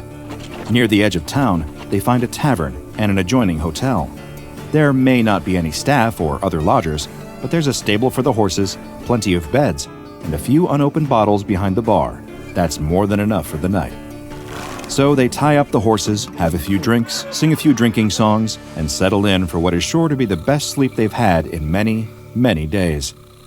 They're so exhausted and so relieved to find shelter that they don't stop for one moment to wonder what might have caused the residents of Fredericksburg to abandon their homes all at once. Ghost towns don't come out of nowhere, after all. Ghosts have to be made. But exhaustion is a powerful thing, and the allure of a soft, if dusty bed is hard to resist when one's bones are aching and eyelids are growing heavy. So instead of asking questions, they sleep.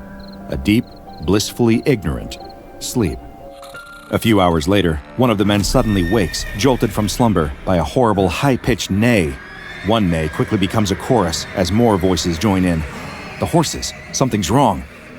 He jumps out of bed and runs down to the stable, expecting to see a rattlesnake or a coyote, or perhaps a thief who snuck into town to loot the empty houses. What he finds is far more disturbing than he ever could have anticipated. The horses are in a state of sheer panic, stamping their hooves and tossing their heads back, eyes rolling wildly in their sockets. As he attempts to find the source of their terror, the man realizes that there are fewer horses in the stable than there were when the men went to bed. Did the others somehow escape? He turns to inspect the stable and sees 7 piles of clean, white bones where there once were horses. 1 pile of bones for each missing horse. It's impossible, but he's looking at it with his own eyes. Something was in here with the horses. It attacked, and it devoured them whole and left only the bones behind. What sort of creature could have done this? None that he wants to meet, that's for sure. There isn't anything in the stable anymore, no threat that he can see. He needs to get back inside and warn the rest of the men before whatever did this decides to come back. The other soldiers aren't thrilled to be woken up in the middle of the night, and they're even less thrilled when they hear the wild story of what the man saw down there in the stable. But still, they've never seen him so afraid. So they reluctantly pull themselves out of bed, and some of the less bleary-eyed men agree to join him in investigating the situation. While they head down to the stable to look for potential danger, the rest of the men roll back over in bed and close their eyes. No use losing sleep over a situation that's as good as handled. They'll take care of the snake or would-be thief or what have you, and come morning, it'll all be fine anyway. Down at the stable, the horses have calmed down. Whatever preyed on the 7 horses reduced to bone, it's gone now. But even though the horses have stilled, the soldiers do not feel comforted. There's still the mystery of what could have done this. They were afraid of what they might find when they came down to investigate, but finding nothing is somehow worse. They were only asleep for a matter of hours before the horses started screaming. What manner of beast or man could have done away with 7 horses in that time? There isn't an animal they can conceive of capable of feeding so efficiently.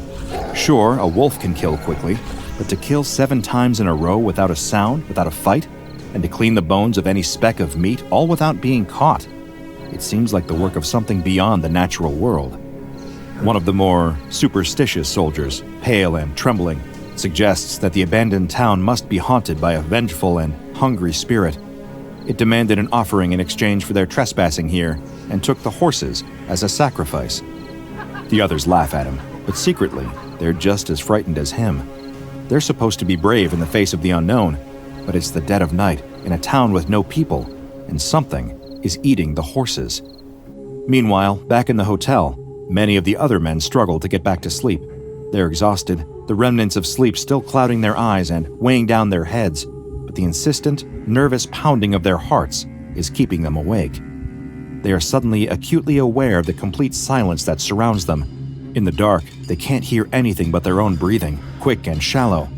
Then, suddenly, another sound breaks through the quiet. It's a soft sound, like a tide rushing ashore. Sand on sand, the flow of something. A gentle, scraping sound. What is that? Could it be the wind? Doesn't sound like any wind they've ever heard. For one thing, it's coming from inside the building. For another, it's getting closer.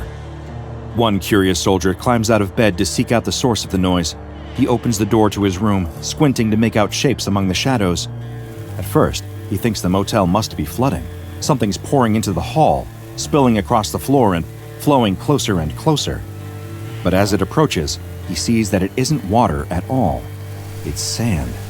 He can't see where it's coming from or how it came into the building in the first place, but that doesn't matter. It's slowly filling the building, and more importantly, it seems to be headed straight for him. Instinctively, he jumps back into his room, slamming the door shut to block the flood of sand.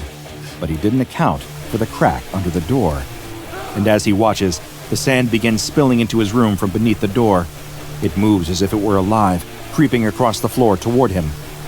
He scrambles backward, jumping onto the bed to avoid the tide of sand.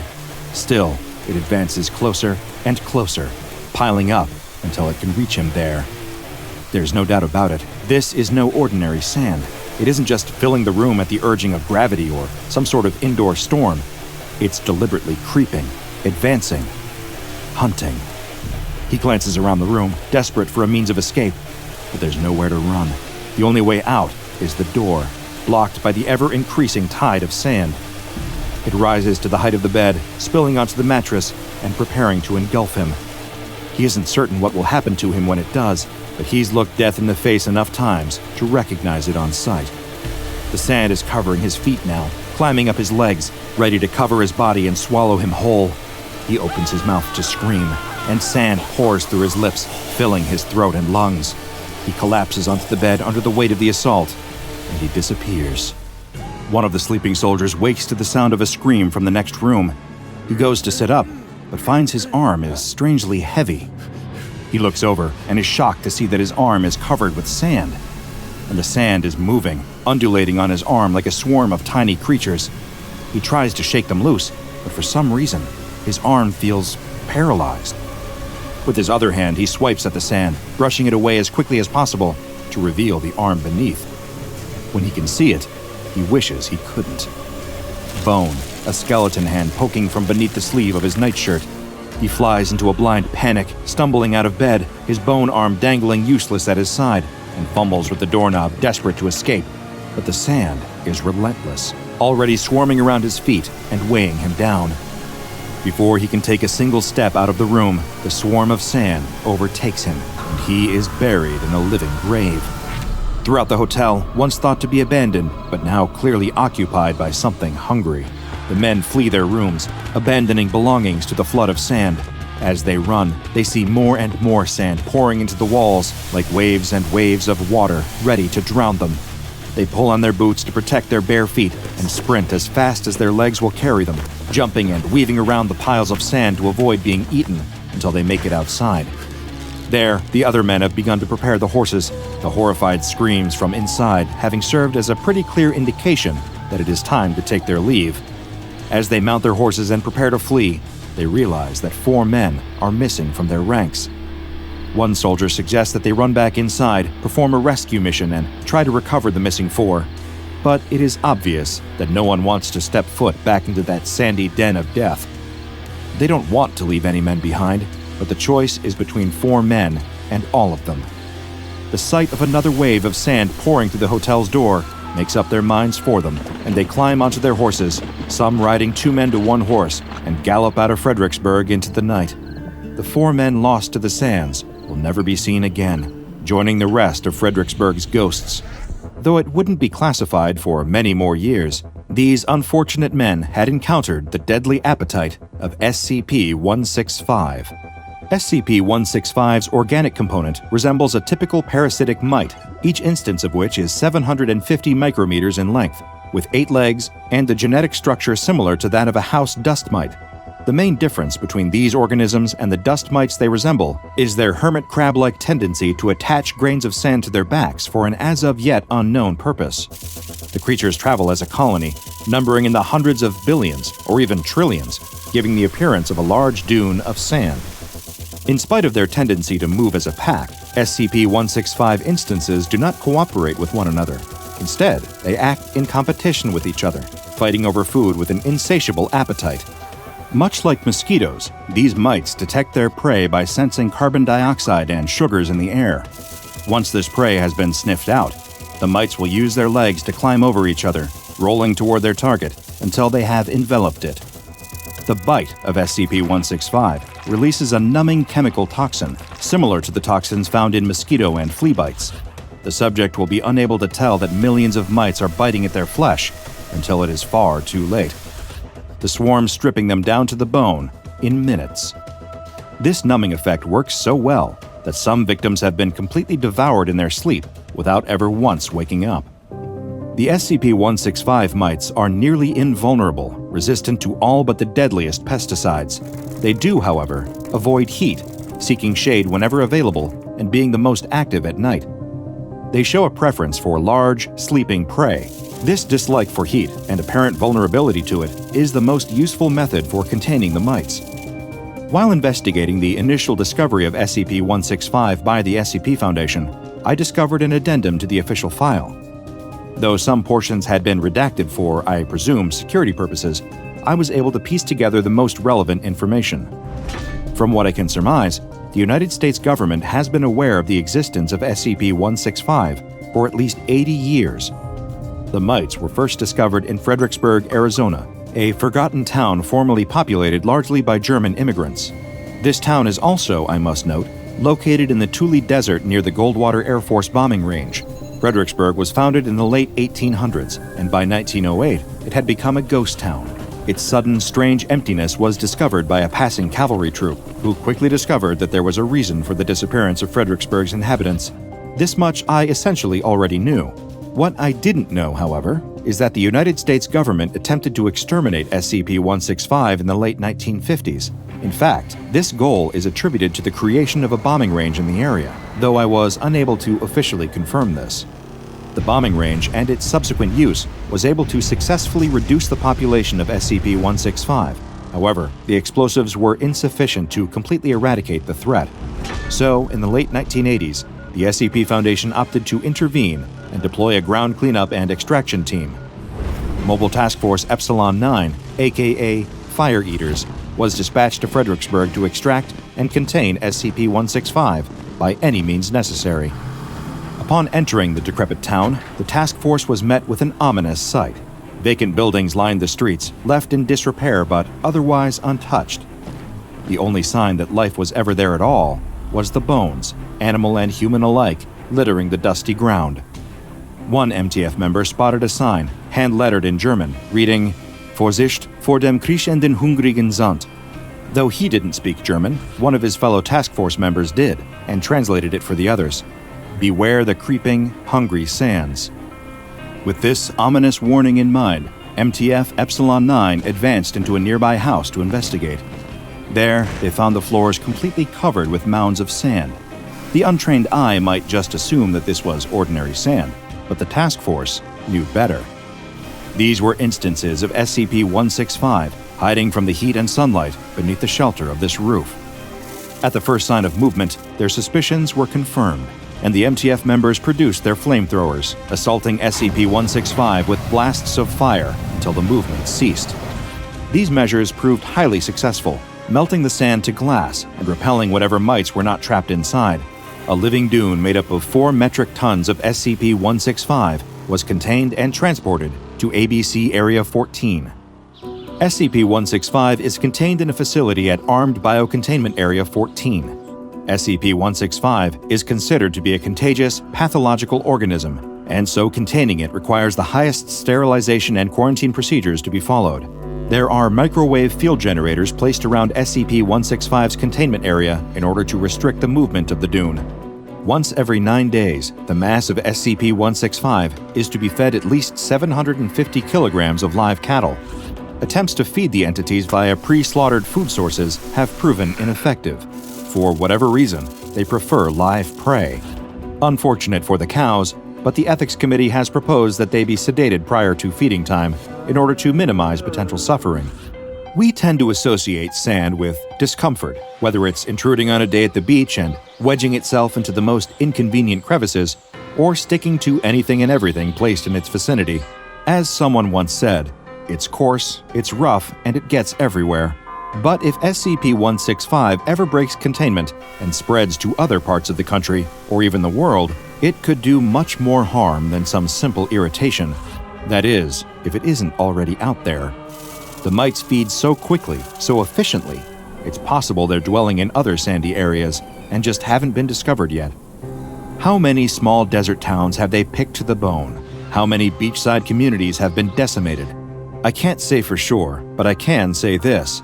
Next time you take a trip to the shore and decide to feel the sand between your toes, make sure to look down from time to time, just to make sure your toes are still there. Long, gnarled claws curl around the leg of the wounded villager, dragging them through the snow like a rag doll. Darkness is falling.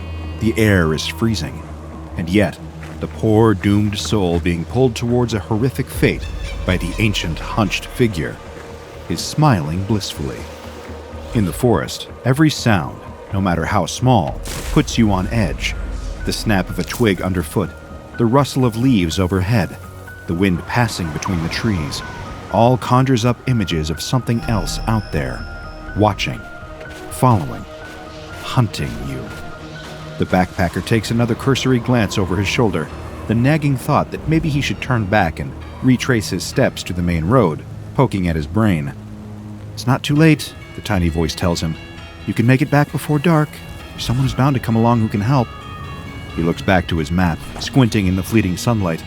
There's a town nearby, a small place just off the beaten track.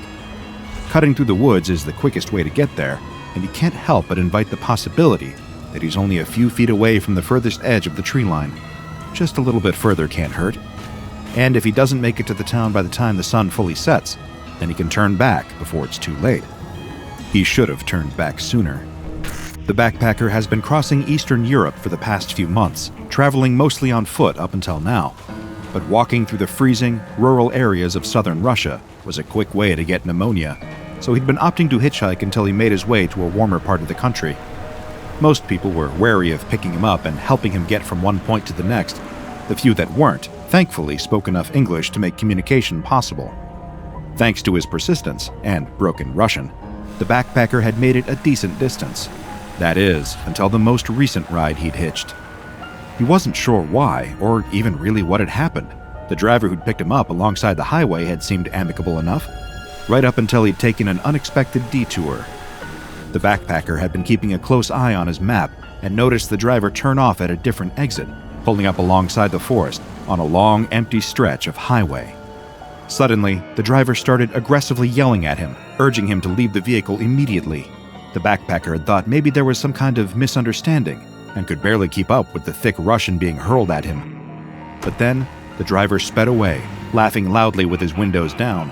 He yelled something back at the backpacker, but only one phrase stood out to him as the car receded into the distance. Baba Yaga. Now, lost in the woods, the sun rapidly disappearing, the backpacker tries desperately to keep hold of his bearings. That town is close, only a few feet away. It has to be, he tells himself. Too close to justify turning back and trying to hail another passing car. He produces a pocket flashlight, its dim beam betraying just how small its remaining battery life is. The low light creates a few tiny glimmers in the snow, but they do little to dull the sense of worry that's rising higher and higher in the backpacker. A twig snaps, too far away for it to have been caused by his own footstep. The backpacker's heart jumps in his chest, and he turns to point his flashlight in the direction of the sound. His trembling, freezing fingers cause the light to shudder as it falls over a figure, standing in a clearing not far from him. They're hunched over, the kind of posture that typically comes with old age, dragging a person's upper body closer and closer to the ground. But he can't get a clear look at them. Their back is turned. The backpacker calls out, trying to recall some of his guidebook's typical Russian greetings to get the person's attention. The figure turns and speaks, saying something in a low, raspy voice. It sounds close to the Russian language, but a dialect that's far too old for a novice like the backpacker to recognize, let alone understand. He cautiously steps closer, the flashlight revealing the figure is an elderly woman. What's she doing out here in the forest, all alone at night? The backpacker tries to ask for directions, mentioning the name of the small town he saw nearby on the map, just the other side of the forest. And then, he sees her. The old woman, illuminated under the flickering light. Her skin is wrinkled, covered in pockmarks and deep lines, and her beady black eyes stare out at him. Saliva drips from her mouth, dribbling down her chin. Each finger is tipped with a rotting, overgrown yellow nail, protruding out of her bony fingers like talons. And the entire time he looks at her, the backpacker can think only one thing. One phrase that the driver who intentionally abandoned him here said, and why it had sounded so familiar. Baba Yaga, a creature from local folklore who dwelled in the forests and lured people to their deaths, one that typically took the form of a decrepit old woman. As the flashlight in his frozen hand blinks off, the backpacker turns heel and dashes through the trees. The rational part of his brain has been drowned out by the screaming, terrified panic. He throws off his heavy backpack, not daring to so much as peek over his shoulder for fear of seeing the face of the old woman in his peripheral vision, her claw-like hands reaching for him to tear him to shreds. Freed from his own cumbersome belongings, he rushes back through the forest, hoping he is going the same way he came. Something lightly brushes at his skin, causing him to scream and splutter, swiping his hands to try and swat it away. Light, thin cobwebs cling to him as the backpacker tries to clear them from his arms, face, and hair. Then, suddenly, he feels calm again. Better than calm. He feels good, as if he wasn't just fleeing for his life. The dark of the forest around him seems to brighten, and he lies down on the snow-covered ground with a relaxed sigh.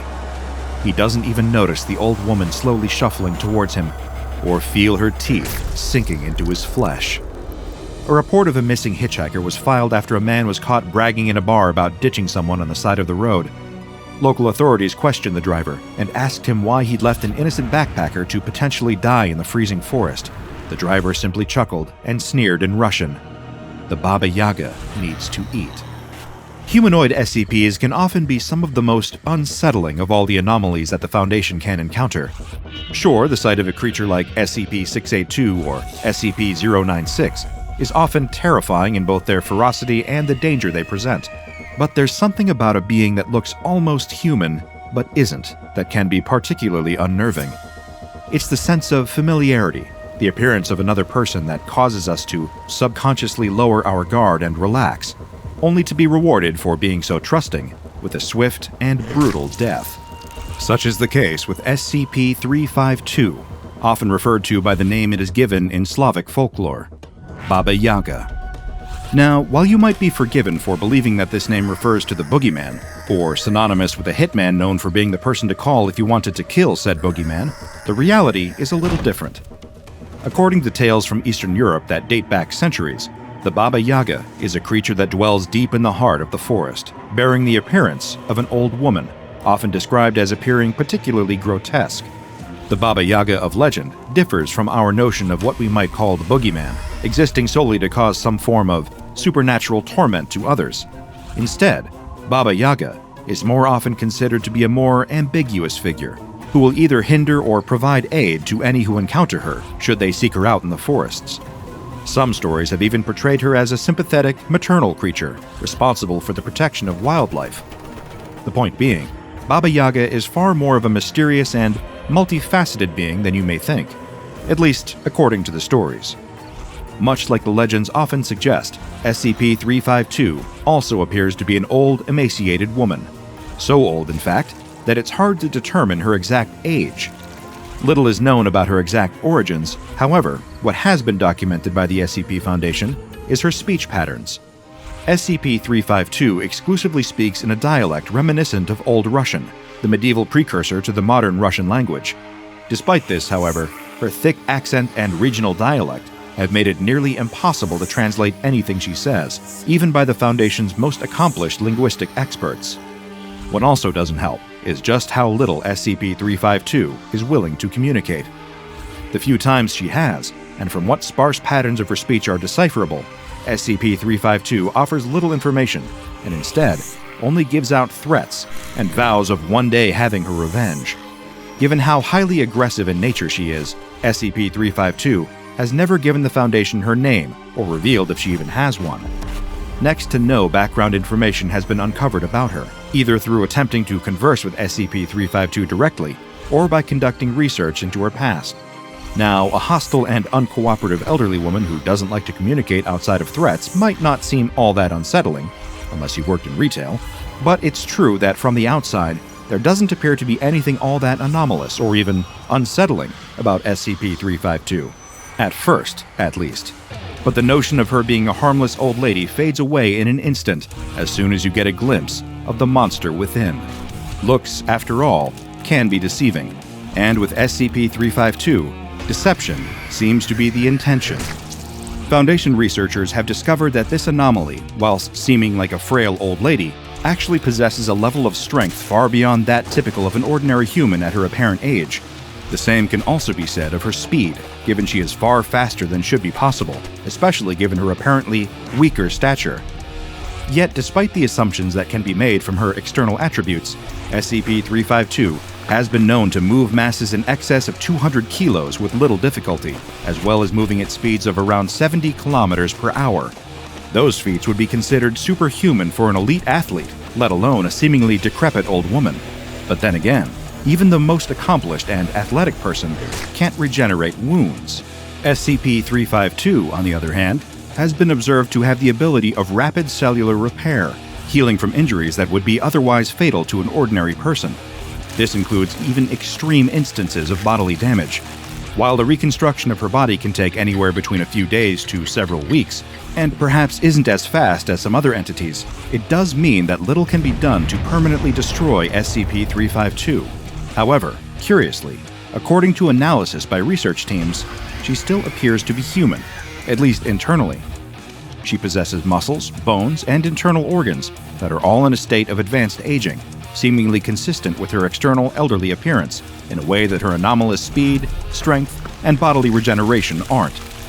But these factors alone certainly seem like tenuous reasons to nickname SCP-352 after the infamous Baba Yaga of Eastern European folklore. There must be a more cogent explanation as to why some among the Foundation are scared to even go near her, believing her to really be the terrifying, decrepit, forest-dwelling figure of legend. And it's true, there's certainly more to this anomaly than some enhanced abilities and apparent immortality. For one, SCP-352 possesses the ability to grow thin strands of a hair-like substance from any part of her body, and can seemingly do so at will. This thin biological thread of sorts can grow to be several meters in length within the span of only an hour. What's more, SCP-352 can also directly control these threads. While she has been in containment at the Foundation, staff are not permitted to interact with SCP-352 directly. However, during observation by personnel, these threads that grow from her body have been seen crawling up walls and across the floor of her containment chamber. An individual one of these threads is thinner and weaker than the consistency and tensile strength of ordinary human hair, although they are also clear, making them almost invisible to the naked eye, unless enough of a mass of them is present. Further analysis of these strands reveals that they're coated in a layer of enzyme that is unique to SCP-352. Although present in all of her bodily tissue, this enzyme that SCP-352 produces is at its highest level of concentration within the anomaly's saliva and hair. Chemical analysis conducted by Foundation researchers has still failed to determine the exact makeup of the enzyme itself. However, the side effects of it coming into contact with humans are very well documented. Should SCP-352's enzyme reach human tissue, it will begin to rapidly attack the nervous system, with symptoms that manifest in a number of unsettling and degenerative ways. Almost immediately, a person who so much as gets some of this enzyme on their skin will start to experience vivid hallucinations and will often have the logical part of their brain shut down, diminishing their cognitive ability and preventing them from thinking or acting rationally. The subject's pain receptors are also suppressed, meaning any serious injury will be unfelt and could potentially be life-threatening if left untreated. They will remain in this hallucinatory state for several days, depending on the level of exposure to the enzyme they've experienced. But the higher the dosage carries the greater likelihood of this manic state becoming permanent. One bite from SCP-352 is enough to achieve this result, driving its victims into a delirium where they can trust neither the things their eyes are seeing or the thoughts in their own brain. According to research conducted by the Foundation into SCP-352's habits, the creature sustains itself on a carnivorous diet, its main and preferred source of food being human flesh. And slowly you're probably starting to put these different aspects of SCP-352 together into one gruesome picture. Like several strands spun together into a particularly unsettling web, almost exactly like the kind that SCP-352 weaves to catch its prey.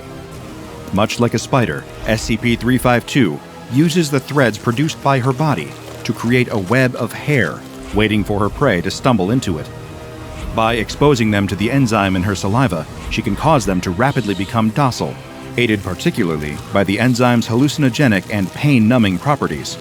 Once they've been bitten or otherwise suffered exposure to the enzyme, SCP-352 will trap her victim and begin to devour them. As has been observed by Foundation personnel both during testings and during SCP-352's discovery, she doesn't like her prey running away. As such, the anomalous old woman will often begin by completely disabling and incapacitating them. She then spends the following few days gradually eating her human prey until there is nothing left of them. Despite the horrific, stomach-churning images of SCP-352 eating someone being positively traumatizing to anyone unlucky enough to witness it, the victims themselves are often docile throughout the grisly process. Thanks to the enzyme in their systems, these unfortunate persons are often numb to the painful sensations and often experience an elevated rush of dopamine instead of the intense fear you might expect from a person being devoured by a decrepit old lady. Most of SCP-352's victims display a lack of awareness of their surroundings, with no knowledge of the outside world, as they suffer their own ingestion and eventual demise. Before the Foundation had a chance to observe all of this firsthand, reports of an enchanted forest were responsible for drawing their attention to a small township in southern Russia. According to the local stories circulating at the time, a witch had been responsible for the deaths of several people nearby. But it wasn't until word of this supposed witch's capture reached them that the Foundation decided to take a closer look and send in a team to investigate. A recovery team arrived in southern Russia, expecting to find the captured anomaly and some townspeople up in arms at the perpetrator of the recent deaths. Instead, they arrived to discover the area was deserted, not a living soul in sight. As they fanned out to explore the area, the first of the unsettling discoveries soon presented itself. A number of dead bodies in various states of decay. The smell was unbearable, but what was worse was there was no sign of the so-called witch. They soon happened across a clue as to where she might be, though. There was a trail of blood in the snow, leading from the town towards the forest at its outskirts. The shape and direction of the blood seemed to indicate that the bodies were dragged in the direction of the forest, the same place the locals had reported was enchanted.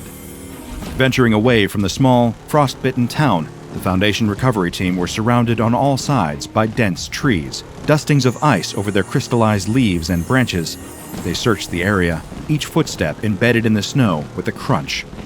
Following the blood trail, one of the group, further away from the others, swore he felt something brush against his skin. He waved it away. It was just a cobweb. Or rather, it was just like a cobweb. Before long, the main group had lost contact with him and huddled together while sending out one of their number to retrieve their missing fellow agent. The Foundation operative traversed the forest until the sounds of snarling and crunching caught his attention. It was not the soft sound of snow underfoot. This was the brittle gnawing and snapping of bone against teeth. He peered out from behind a tree, and through a net of almost invisible threads hanging between them was an elderly figure crouched over the missing agent, devouring him alive. The operative muttered under his breath, the words exiting in a plume of warm fog in front of his face. Baba Yaga. A number of additional recovery teams were soon sent in by the Foundation to retrieve the anomaly. Thanks to multiple cases of exposure to the enzyme, heavy casualties were incurred before SCP-352 was eventually captured and brought back to the Foundation. Recovery teams also discovered a large quantity of the hair-like threads, enough to form a web that covered most of the forest. It quickly became apparent that this was responsible for the incidents of Foundation agents falling prey to SCP-352, with most writing off any contact with the threads as either the feeling of their own hair or spiderwebs against their skin. As of now, the anomaly designated as SCP-352 is kept in a sealed containment area at all times. Direct interaction with her is strictly prohibited unless carried out via remote means, such as through security cameras. If human personnel are required to interact with SCP-352 under any extenuating circumstances, then full hazmat protocol is to be observed at all times.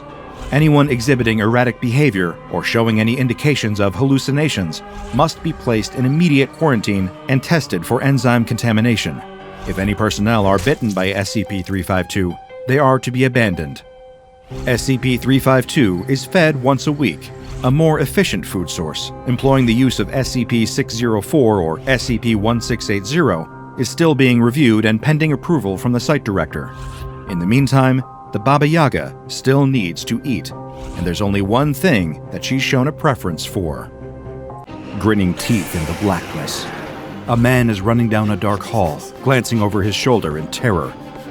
He carries a clipboard, and wears a standard Foundation lab coat. Behind him, in the shadows, a figure floats toward him at a steady pace. He tries to run faster, but can't seem to increase the distance between them. A long, gnarled hand with jagged fingernails stretches toward his shoulder. Fingers curl around to grab him when he wakes up in bed, sitting up and screaming. He catches his breath. It was just a dream. He gets out of bed, splashes water on his face, and puts on his lab coat. He heads out the door for work. Of all the sounds that can be heard on an average day at an SCP Foundation site, screaming is probably one of the most common. When working alongside anomalies that range from bizarre to deadly, shrieks of fear, pain, and shock are just another part of the job.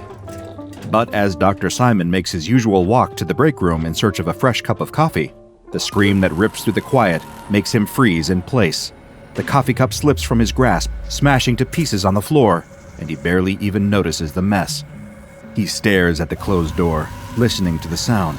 He has never, in all of his years at the Foundation, heard such an expression of pure, unadulterated terror. He waits for whatever will bring the scream to a halt, but such mercy doesn't come. There's no wet gurgle that cuts off the sound, no wailing D-class escorted from the room to be thrown back in his cell, no thud of a body slumping to the ground. Whoever is screaming just keeps screaming again and again until his voice begins to rasp. Dr. Simon can't resist his curiosity, the insatiable need for understanding that led him down the path of scientific research in the first place. He knocks on the door of the room until supervising researcher Dr. Myers answers, brow furrowed in confusion at the interruption. Before his colleague can admonish him, Dr. Simon inquires about the nature of the anomaly in the room. What could possibly cause a man to make that sort of sound without killing him? Dr. Myers shuts the door behind him, takes Dr. Simon aside, and explains that the culprit is nothing but a simple doll. Dr. Simon can't help but laugh at this, shaking his head in disbelief. Does the doll do anything? Does it attack its victims with a knife like Chucky? Does its head spin around in a circle? Does it vomit pea soup? Does it crawl along the ceiling and spit spiders and maggots? No, Dr. Myers shakes his head. The doll simply sits there. It was first recovered from a child's bedroom in an allegedly haunted house and seems to trigger extreme, inexplicable, yet all-consuming terror in anyone who observes it for a prolonged period of time. Otherwise, it does not appear to do any damage. Well, that sounds a hell of a lot more interesting than watching research assistants throw different objects into SCP-914 for the 100th time, or filling out paperwork, or any of the other inane busywork Dr. Simon has been saddled with lately. Still chasing that undeniable curiosity, Dr. Simon makes a request. Will Dr. Myers assign him to examine the doll? Specifically, can he be granted permission to observe it up close and experience its fear-inducing effect for himself? Dr. Myers recognizes the spark in his younger colleague's eye, the fascination with the dark and unknown that led so many of them to work at this very Foundation. How can he say no to that? Besides, the anomaly is largely harmless and isn't going to do any damage that a trip to an in-house counselor and some prescription tranquilizers can't fix. He agrees, and Dr. Simon is transferred to his team the very next day. As Dr. Myers unlocks the door to the doll's containment chamber, Dr. Simon can feel the electric surge of anticipation beneath his skin. He notices his hands are sweating, and he wipes them on his lab coat quickly. Best to maintain a professional appearance, an air of unmoved confidence. Now, he thinks to himself, let's get a look at this infamous nightmare doll. When he enters the room and lays eyes on the thing, he can't stop his face from falling in disappointment. He was expecting something grotesque, a cracked china doll with dark, vacant eye sockets, a soft-sewn doll made from leather of indeterminate origins, but instead, there's just a lumpy clay figure sitting in front of him, loosely constructed into the shape of a nude woman. At least he assumes her to be nude, since the doll has no clothing. The figure isn't detailed enough to be certain. He briefly considers turning around and leaving the room right away, but he was so insistent in asking to be reassigned, he can't just give up so quickly. He'll examine the doll more closely. He asks if he may touch the doll, and Dr. Myers responds in the affirmative. He lifts the doll, feeling its weight in his hands. As he turns it over to examine it, a large piece breaks off. He gasps, horrified at the prospect of damaging an anomalous item on his first day of working with it. But Dr. Myers reassures him that this is completely fine. That curiosity rears its head again and Dr. Simon breaks off another part, just to see what might happen. He snaps off pieces until all that remains is a rectangular clay piece that vaguely suggests a torso and pelvis. All of a sudden, the remnants of the doll vanish from his hands. He looks up and sees the same clay doll lying on the floor 1 meter away. That's not scary at all. It's fascinating.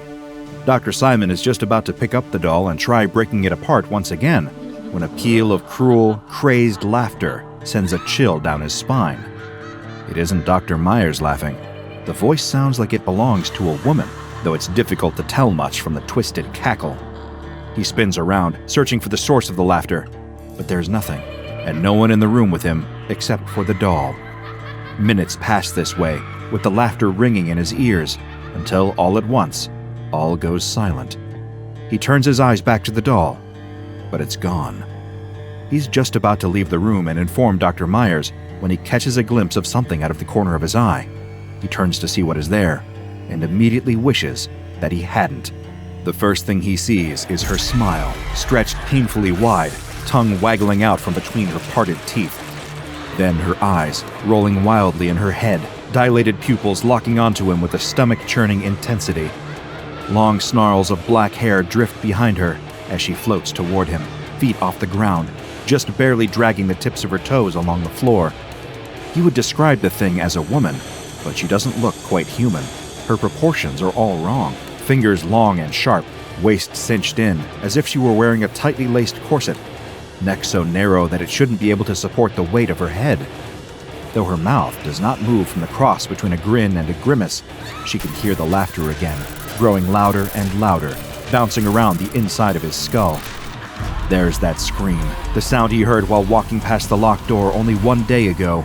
The sound of a man discovering that, no matter how much technology they invent, or how many cities they construct to convince themselves otherwise, humans are still prey, still animals cowering in a dark corner, while a predator advances toward them. For a moment, he wonders who is screaming, but the raw soreness in his throat tells him that it's his own voice being heard by passers-by in the hall now. The woman drifts closer and closer, moving at a slow and steady pace, as every hair on Dr. Simon's body stands to attention, every primal instinct in his body commanding him to run, to protect himself, however he possibly can. He scrambles backward, afraid to take his eyes off the figure, no matter how horrific the sight of her is. He doesn't want to think about what she might do while his back is turned. He takes one step, then another, until his back hits solid stone. The wall. She quite literally has him cornered, and there is nowhere to run. Like a rabbit face to face with a snake, all Dr. Simon can do is tremble, pale and helpless, as the figure draws near. Her grotesque face stretches toward him, mottled gray flesh, too many teeth, and inhuman eyes only inches away from his own face. Her mouth opens even wider than it was before, wider than he ever could have imagined, and he braces for the worst thing he can think of. But no pain comes. Instead, an ear-splitting scream rips from her throat, a gust of hot, sour air invading his nose and mouth, and the figure vanishes. Dr. Simon forgets all of his professionalism in that moment, sprinting out of the room and not stopping for a moment until he is safely on the other side of the containment chamber door. There, Dr. Myers is waiting for him. Well, Dr. Myers eyes him with interest. Was his curiosity sated? As the adrenaline slowly leaves his body and his heart rate returns to normal, Dr. Simon nods. Now he understands exactly why someone would scream like that in the presence of a simple doll. Dr. Myers places a friendly hand on the younger man's shoulder, reminding him to take a deep breath and let go of the anomalous terror.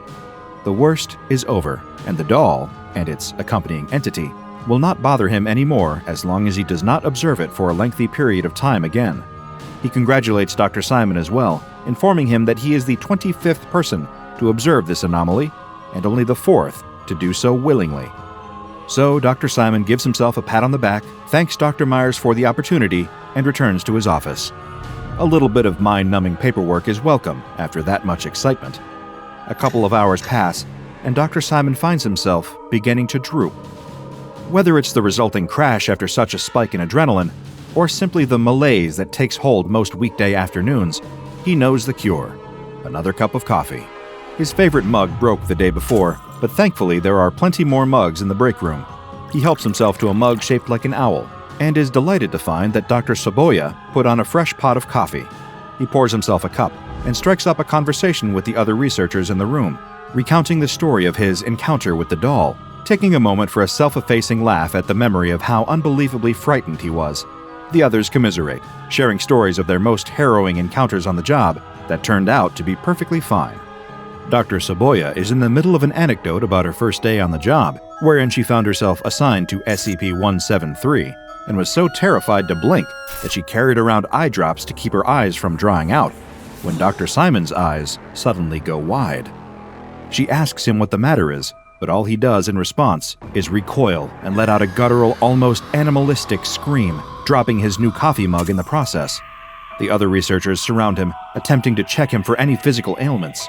All the while, he stammers and babbles in the incoherent language of the utterly panic-stricken, repeating that she followed him, that she's here, that she's coming right toward him. As they press the point further, Dr. Saboya is able to put the pieces together enough to draw a conclusion.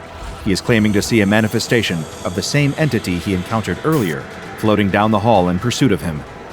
That's impossible, she insists. The entity is incapable of breaking containment. He must still be experiencing residual psychological distress as a result of his encounter. They'll escort him to his office and administer a mild sedative to calm his nerves, and he'll realize that he isn't in any danger. But before the researchers can say another word, they all suddenly collapse to the ground, the floor of the break room littered with their limp, unconscious bodies. After an indeterminate amount of time has passed, Dr. Saboya awakens with a splitting headache, a rush of nausea, and the feeling that she was just dreaming about something awful, but she can't remember what it was. She quickly snaps back to alertness, gently shaking her colleagues awake. One by one, they rouse, with one exception. No matter what they try, no one is able to wake Dr. Simon. He is moved to the medical department for observation, where he remains in a coma for 3 days before he mysteriously passes away. Though his death cannot be directly attributed to his observation of the doll, Dr. Myers has his suspicions. He is especially troubled by the implication that the entity somehow broke containment.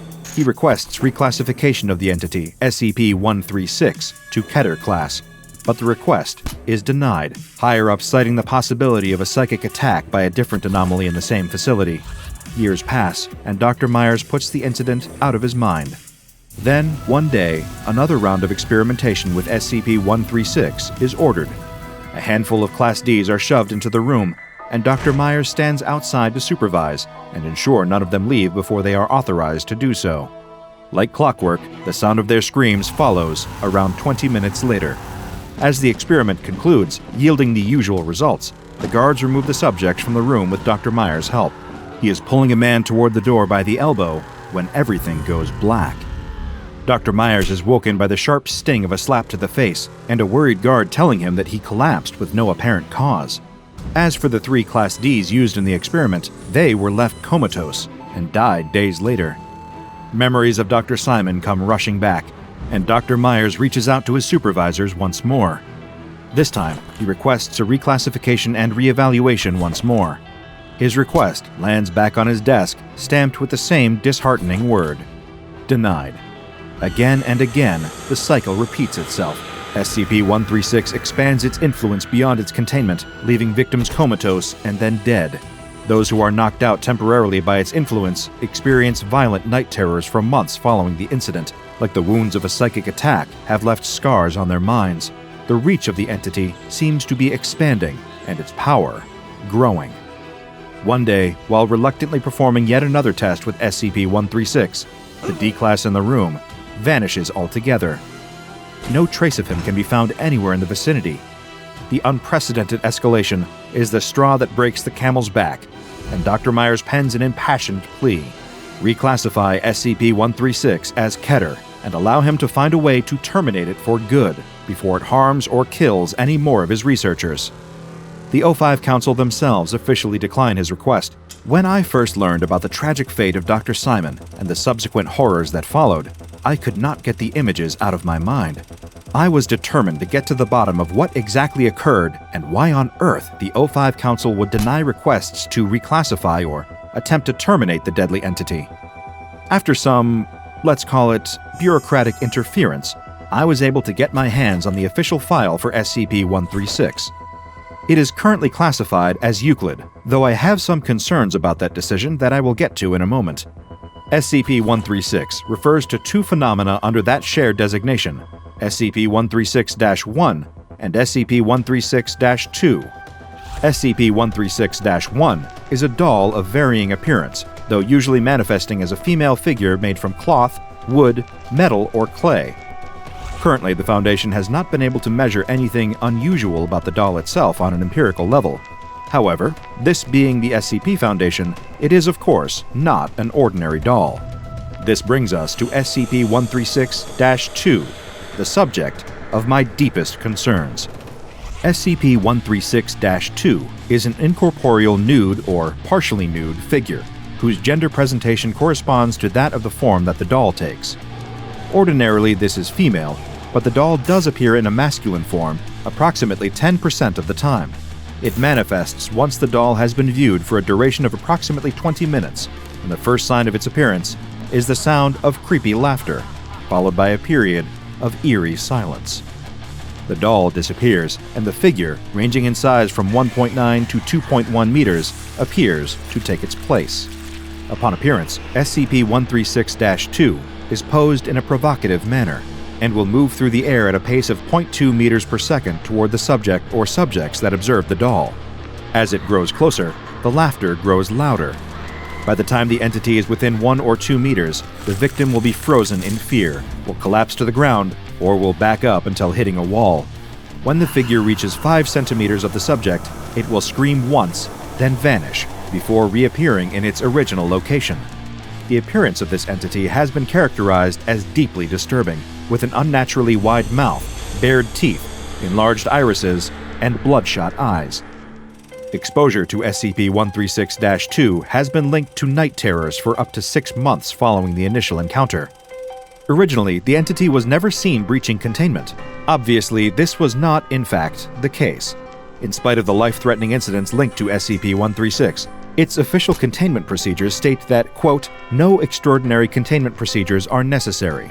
It is kept in a standard 10 by 10 by 10 meter concrete containment room, wherein SCP-136-1 is locked in a transparent plastic case. There is no video surveillance of the room when it is not being actively examined. Only Class D personnel are permitted to enter the chamber more than once in a 30-day period. But why is this the case? If SCP-136 is indeed dangerous, posing a threat to Foundation staff and causing significant loss of life, as well as damage to employee morale, why not increase the security of its containment? Why not upgrade its class to Keter? Why not permit the team to attempt to destroy it, neutralizing the internal threat? Well, the rabbit hole of research that I tumbled down during my investigation of SCP-136 led me to the answer. Dr. Myers, a member of the original research team assigned to SCP-136, filed a series of complaints and requests with the O5 Council. As you know by now, these requests were denied, with seemingly no explanation. Well, as is often the case at the SCP Foundation, there was more to the story than there first appeared. Dr. Myers was removed from his position, and a note was added to the official SCP-136. 136 is proving valuable for enhanced interrogation. Memos on the subject, which I cannot disclose how I gained access to, revealed that SCP-136 was eventually removed as a potential research subject entirely in favor of an interrogation tool to be used against members of groups of interest. The records of these interrogations were sealed, but I attempted to uncover more about when these enhanced interrogations ceased, presumably due to the intervention of the Ethics Committee. I hope that I'm mistaken, that some vital information has eluded my grasp, but as far as I can tell, they never did. A thumb pulls back the hammer on a loaded pistol. Even under all his thick, warm layers of coats and sweaters to protect him from the cold, the musher can still feel his heart pounding in his chest. All the long months of training with his team has all been leading to this moment. He grips the reins as tightly as he can, all 8 of his dogs attached to the other side of the sled beneath his feet. It's about to start. Any second now. Bang! The shot of the starter pistol rings out, The second it does, all 16 pairs of paws are dashing through the icy Alaskan snow. The musher catches specks of white as they spray out from the sled in front and encourages his pack to pull harder, run faster. The race is on, and he intends to win. Then, all of a sudden, he hears an agitating, grating voice calling out to him, trying to divert his attention away from the race. Out of the corner of his peripheral, he notices the movement of another pack of dogs, pulling another sled up alongside his. They wouldn't try to ram him and knock his sled off course, but the musher still expects them to try and overtake, so he shoots a glance to his fellow competitor.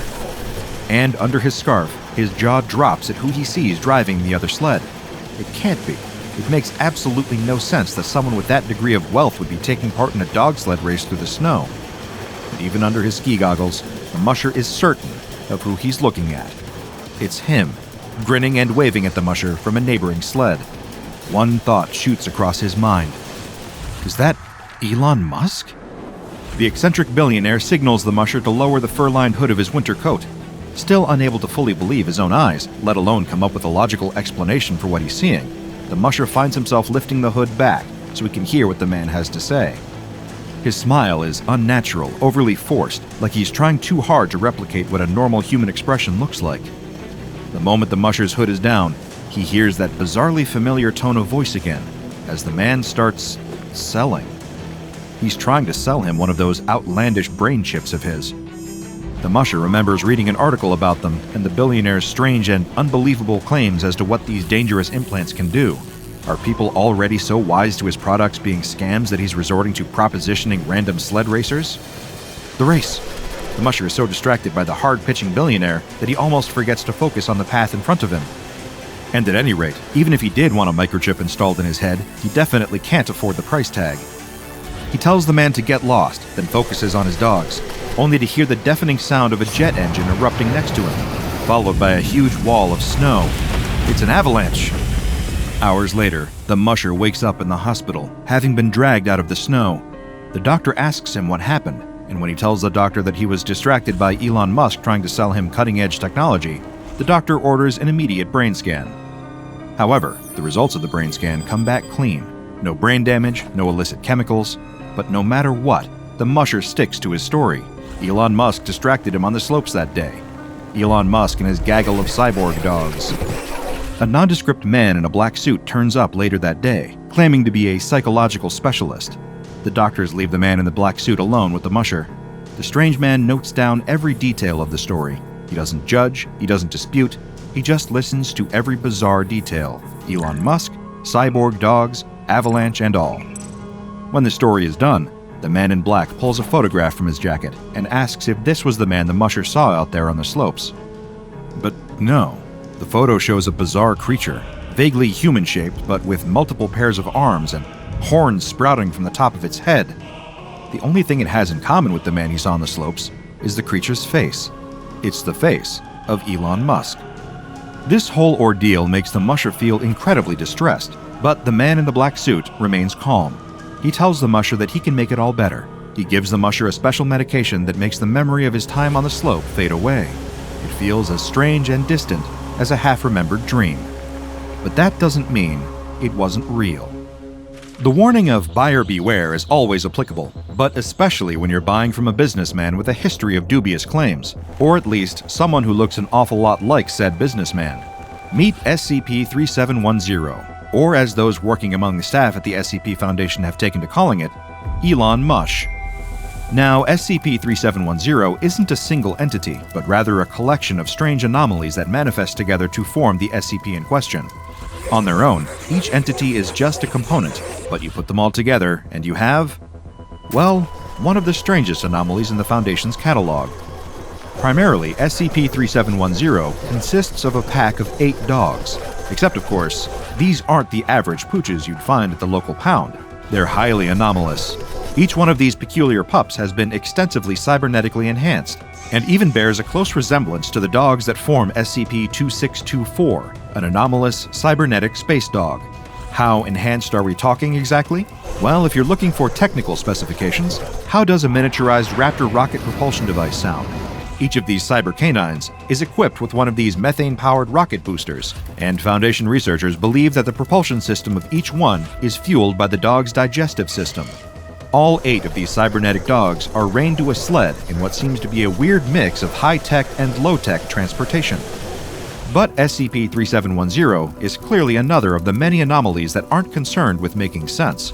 The sled itself appears to be totally ordinary from the outside, apart from the addition of the 2 twin Raptor rocket propulsion devices welded to the back. Okay, so it's a dog sled that's been modified by someone who either really likes to go fast or is a complete lunatic. Or maybe both. A large white X is also painted on the wooden bed of the dog sled, but that is far from the strangest physical property of the wood itself. The material used to construct this part of SCP-3710 is stronger than any wood known to man. Presumably achieved through some anomalous means, the normally highly flammable material possesses a physically impossible resistance to fire. Neither the excessive heat from the 8 dogs' rockets or the pair mounted on the sled itself are enough to cause the wooden sled to combust. It simply doesn't burn, making it surprisingly an even safer vehicle than your average Tesla. Then there's the driver of this anomalous dog sled. SCP-3710-1 is a humanoid entity that claims to be the world's most Twitter-addicted businessman, Elon Musk. However, the creature itself has an entirely different physical appearance from the billionaire himself, apart from its extremely recognizable face. The most striking baseline physical dissimilarities are, of course, the fact that the creature possesses 4 arms and horns that protrude noticeably from its skull. Despite being fluent in quotes from Elon Musk, SCP-3710-1 shares none of the same behavioral traits, which is undoubtedly a redeeming factor for this anomaly. The SCP Foundation researchers who study SCP-3710-1 have discovered, through all recorded interactions with the entity, that its mannerisms more closely resemble that of a door-to-door salesperson than an abrasive CEO. However, despite all these obvious differences, anyone unlucky enough to interact with an instance of SCP-3710-1 will believe the entity is, in fact, Elon Musk, thanks to a latent mimetic effect. And while that's undoubtedly unpleasant for all involved, it gets slightly worse. You might notice that we did use the phrase, an instance of SCP-3710-1, because, that's right, there's more than one. Specifically, and mercifully, only 2 that the Foundation is currently aware of, both manifesting with their own rocket-powered cyberdog-driven sleds. Now, once you recover from the horror at the possibility of a world with more than one version of a sled-driving electric car CEO, you might find yourself confused as to the connection between the aforementioned business magnate and the sport of dog sledding. The same confusion baffles the Foundation too, but here's what they do know so far. SCP-3710, that's the robo-dogs, the sled, and their painfully irritating passenger, are known to manifest at random intervals along the route of the Iditarod Trail sled dog race. This is an annual long-distance dog sled racing event that occurs in early March in Alaska. The route usually runs from the state's largest city of Anchorage to the southern Seward Peninsula city of Nome. Upon appearing, SCP-3710 will then chase after a targeted racer taking part in the Iditarod, following them until it is alongside them or at least within vocal range. Now, you might be worried that this anomaly tries to take part in the sled race, or somehow harm the other contenders. While its goal is disrupting the Iditarod, it's not known to cause active harm. Once it catches the attention of another sled racer, then SCP-3710 attempts to persuade the competitor to purchase one of the latest products currently being produced by one of the billionaire's various companies. Of course, if you are participating in an annual dog sled race and suddenly you see what appears to be one of the most famous CEOs in the world pull up beside you in a sled pulled by cybernetically enhanced dogs, you might be compelled to do one of 2 things.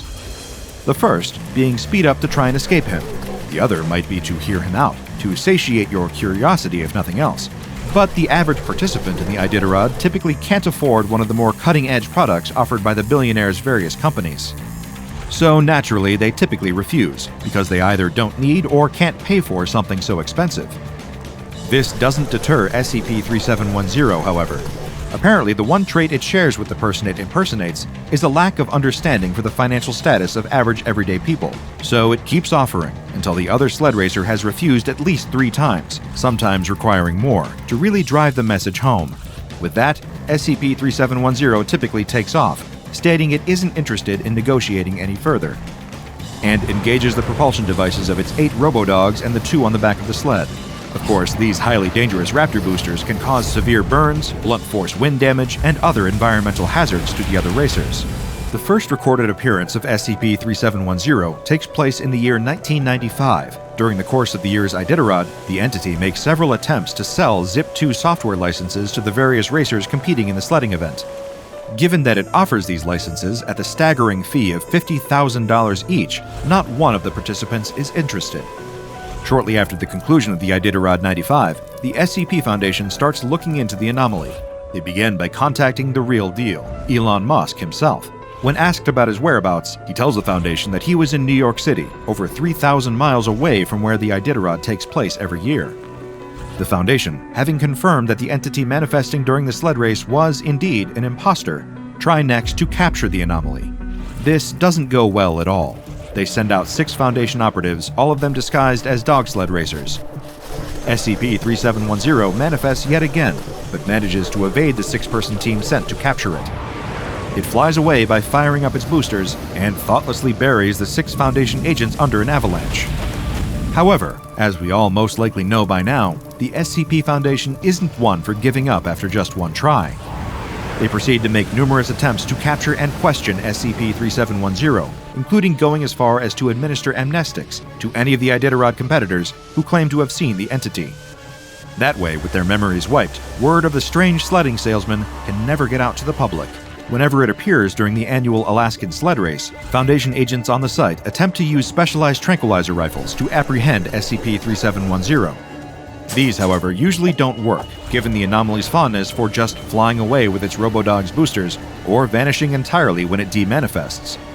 But you're probably wondering what happens should someone decide to accept one of SCP-3710's extortionate offers during the race. Can somebody actually purchase an overpriced electric car or a potentially deadly brain chip from the anomaly? The Foundation ponders the very same question, and during one of their many containment attempts, is able to get an answer. Agent Cheyenne McCormick is sent undercover to participate in the annual Iditarod Trail Sled Dog Race. Her instructions from the Foundation higher-ups are clear. Should she encounter SCP-3710, she's to reject its first 2 attempts at selling her anything, but then, the 3rd time it offers, McCormick is told to accept. Armed with a debit card containing $100,000, she sets out on her sled. One key detail is left out. Nobody tells Agent McCormick what SCP-3710-1 looks like. While she's out on the Iditarod, her dogs racing along and pulling her sled behind them through the snow, the agent soon becomes aware of another pack of dogs running up alongside hers. A short few seconds later, and she soon hears a voice hailing her from the other sled. SCP-3710-1 greets her as a valued customer and gives a disjointed opening speech as an introduction to its sales pitch. It begins by talking about doing something important even when the odds are not in your favor. SCP-3710-1 claims brands are just perception, and that perceptions can change over time. Then it doubles down its previous statement by stating that brands are just the collective impression of a product. That's when it offers her a brand new Tesla electric car. Confused, the agent questions if SCP-3710-1 is meant to be who she thinks it's meant to be. The entity claims it is indeed the one and only highly recognizable businessman. It also states that it would be in violation of SpaceX policy if it wasn't who it claims to be, before then offering the Foundation agent a Tesla for over $200,000. When she rejects the offer and tells the entity she can't afford that, it then lowers the price to $150,000. SCP-3710-1 also claims that when Henry Ford first made cheap, reliable cars available to the public, there were those who rejected this in favor of horses. The agent follows her prior instructions and tells the entity for a second time that the asking price is too expensive. Using presumably much the same justification the real Elon Musk employs, SCP-3710-1 explains that offering a compelling product means charging a premium.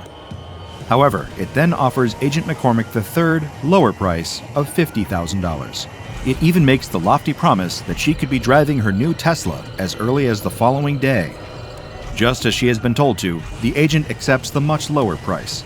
As thanks for doing business, the product hawking anomaly includes an additional bonus to her purchase. It says it will give the agent a once-in-a-lifetime add-on, and not one typically seen with other electric car purchases. SCP-3710-1 claims it will give cybernetic rocket propulsion enhancements to both Agent McCormick and her team of sled dogs. It tells her that the first step is to establish something as physically impossible. Then cybernetic surgery can occur. Before the agent can even question what is going on, something happens that causes her to suddenly vanish without a trace. The Foundation is confounded following the loss of contact with Agent McCormick. A team of retrieval operatives is deployed to her latest known location, within the area of Alaska where the Iditarod takes place. They follow her last recorded GPS tracker to find no evidence of where she went or what happened to her. Even the dogs that had been pulling her sled are nowhere to be found. Any hope that she'd be found alive and well dissipates the moment that the retrieval team comes across Agent McCormick's abandoned sled, left unattended in the middle of the trail. Beyond the audio recordings of the interaction between the agent and SCP-3710-1, there is only one other piece of evidence to prove that it even took place at all. Foundation agents notice a bank transfer bearing the exact date of Agent McCormick's untimely disappearance. The amount transferred is $50,000, sent from an SCP Foundation front company to the sales account of Tesla Incorporated. For 3 whole weeks following the incident, there's no change, no sign of the missing agent, and no reappearance of SCP-3710. That is, until a blip is noticed on one of the SCP Foundation's monitors, a tiny blinking spot on a map, highlighting a location so far away that nobody would ever think to even search there. Agent McCormick's GPS locator has reactivated, but she's not in Alaska anymore. Instead, the signal relayed to the Foundation puts her over 5,500 miles away, in Tahiti.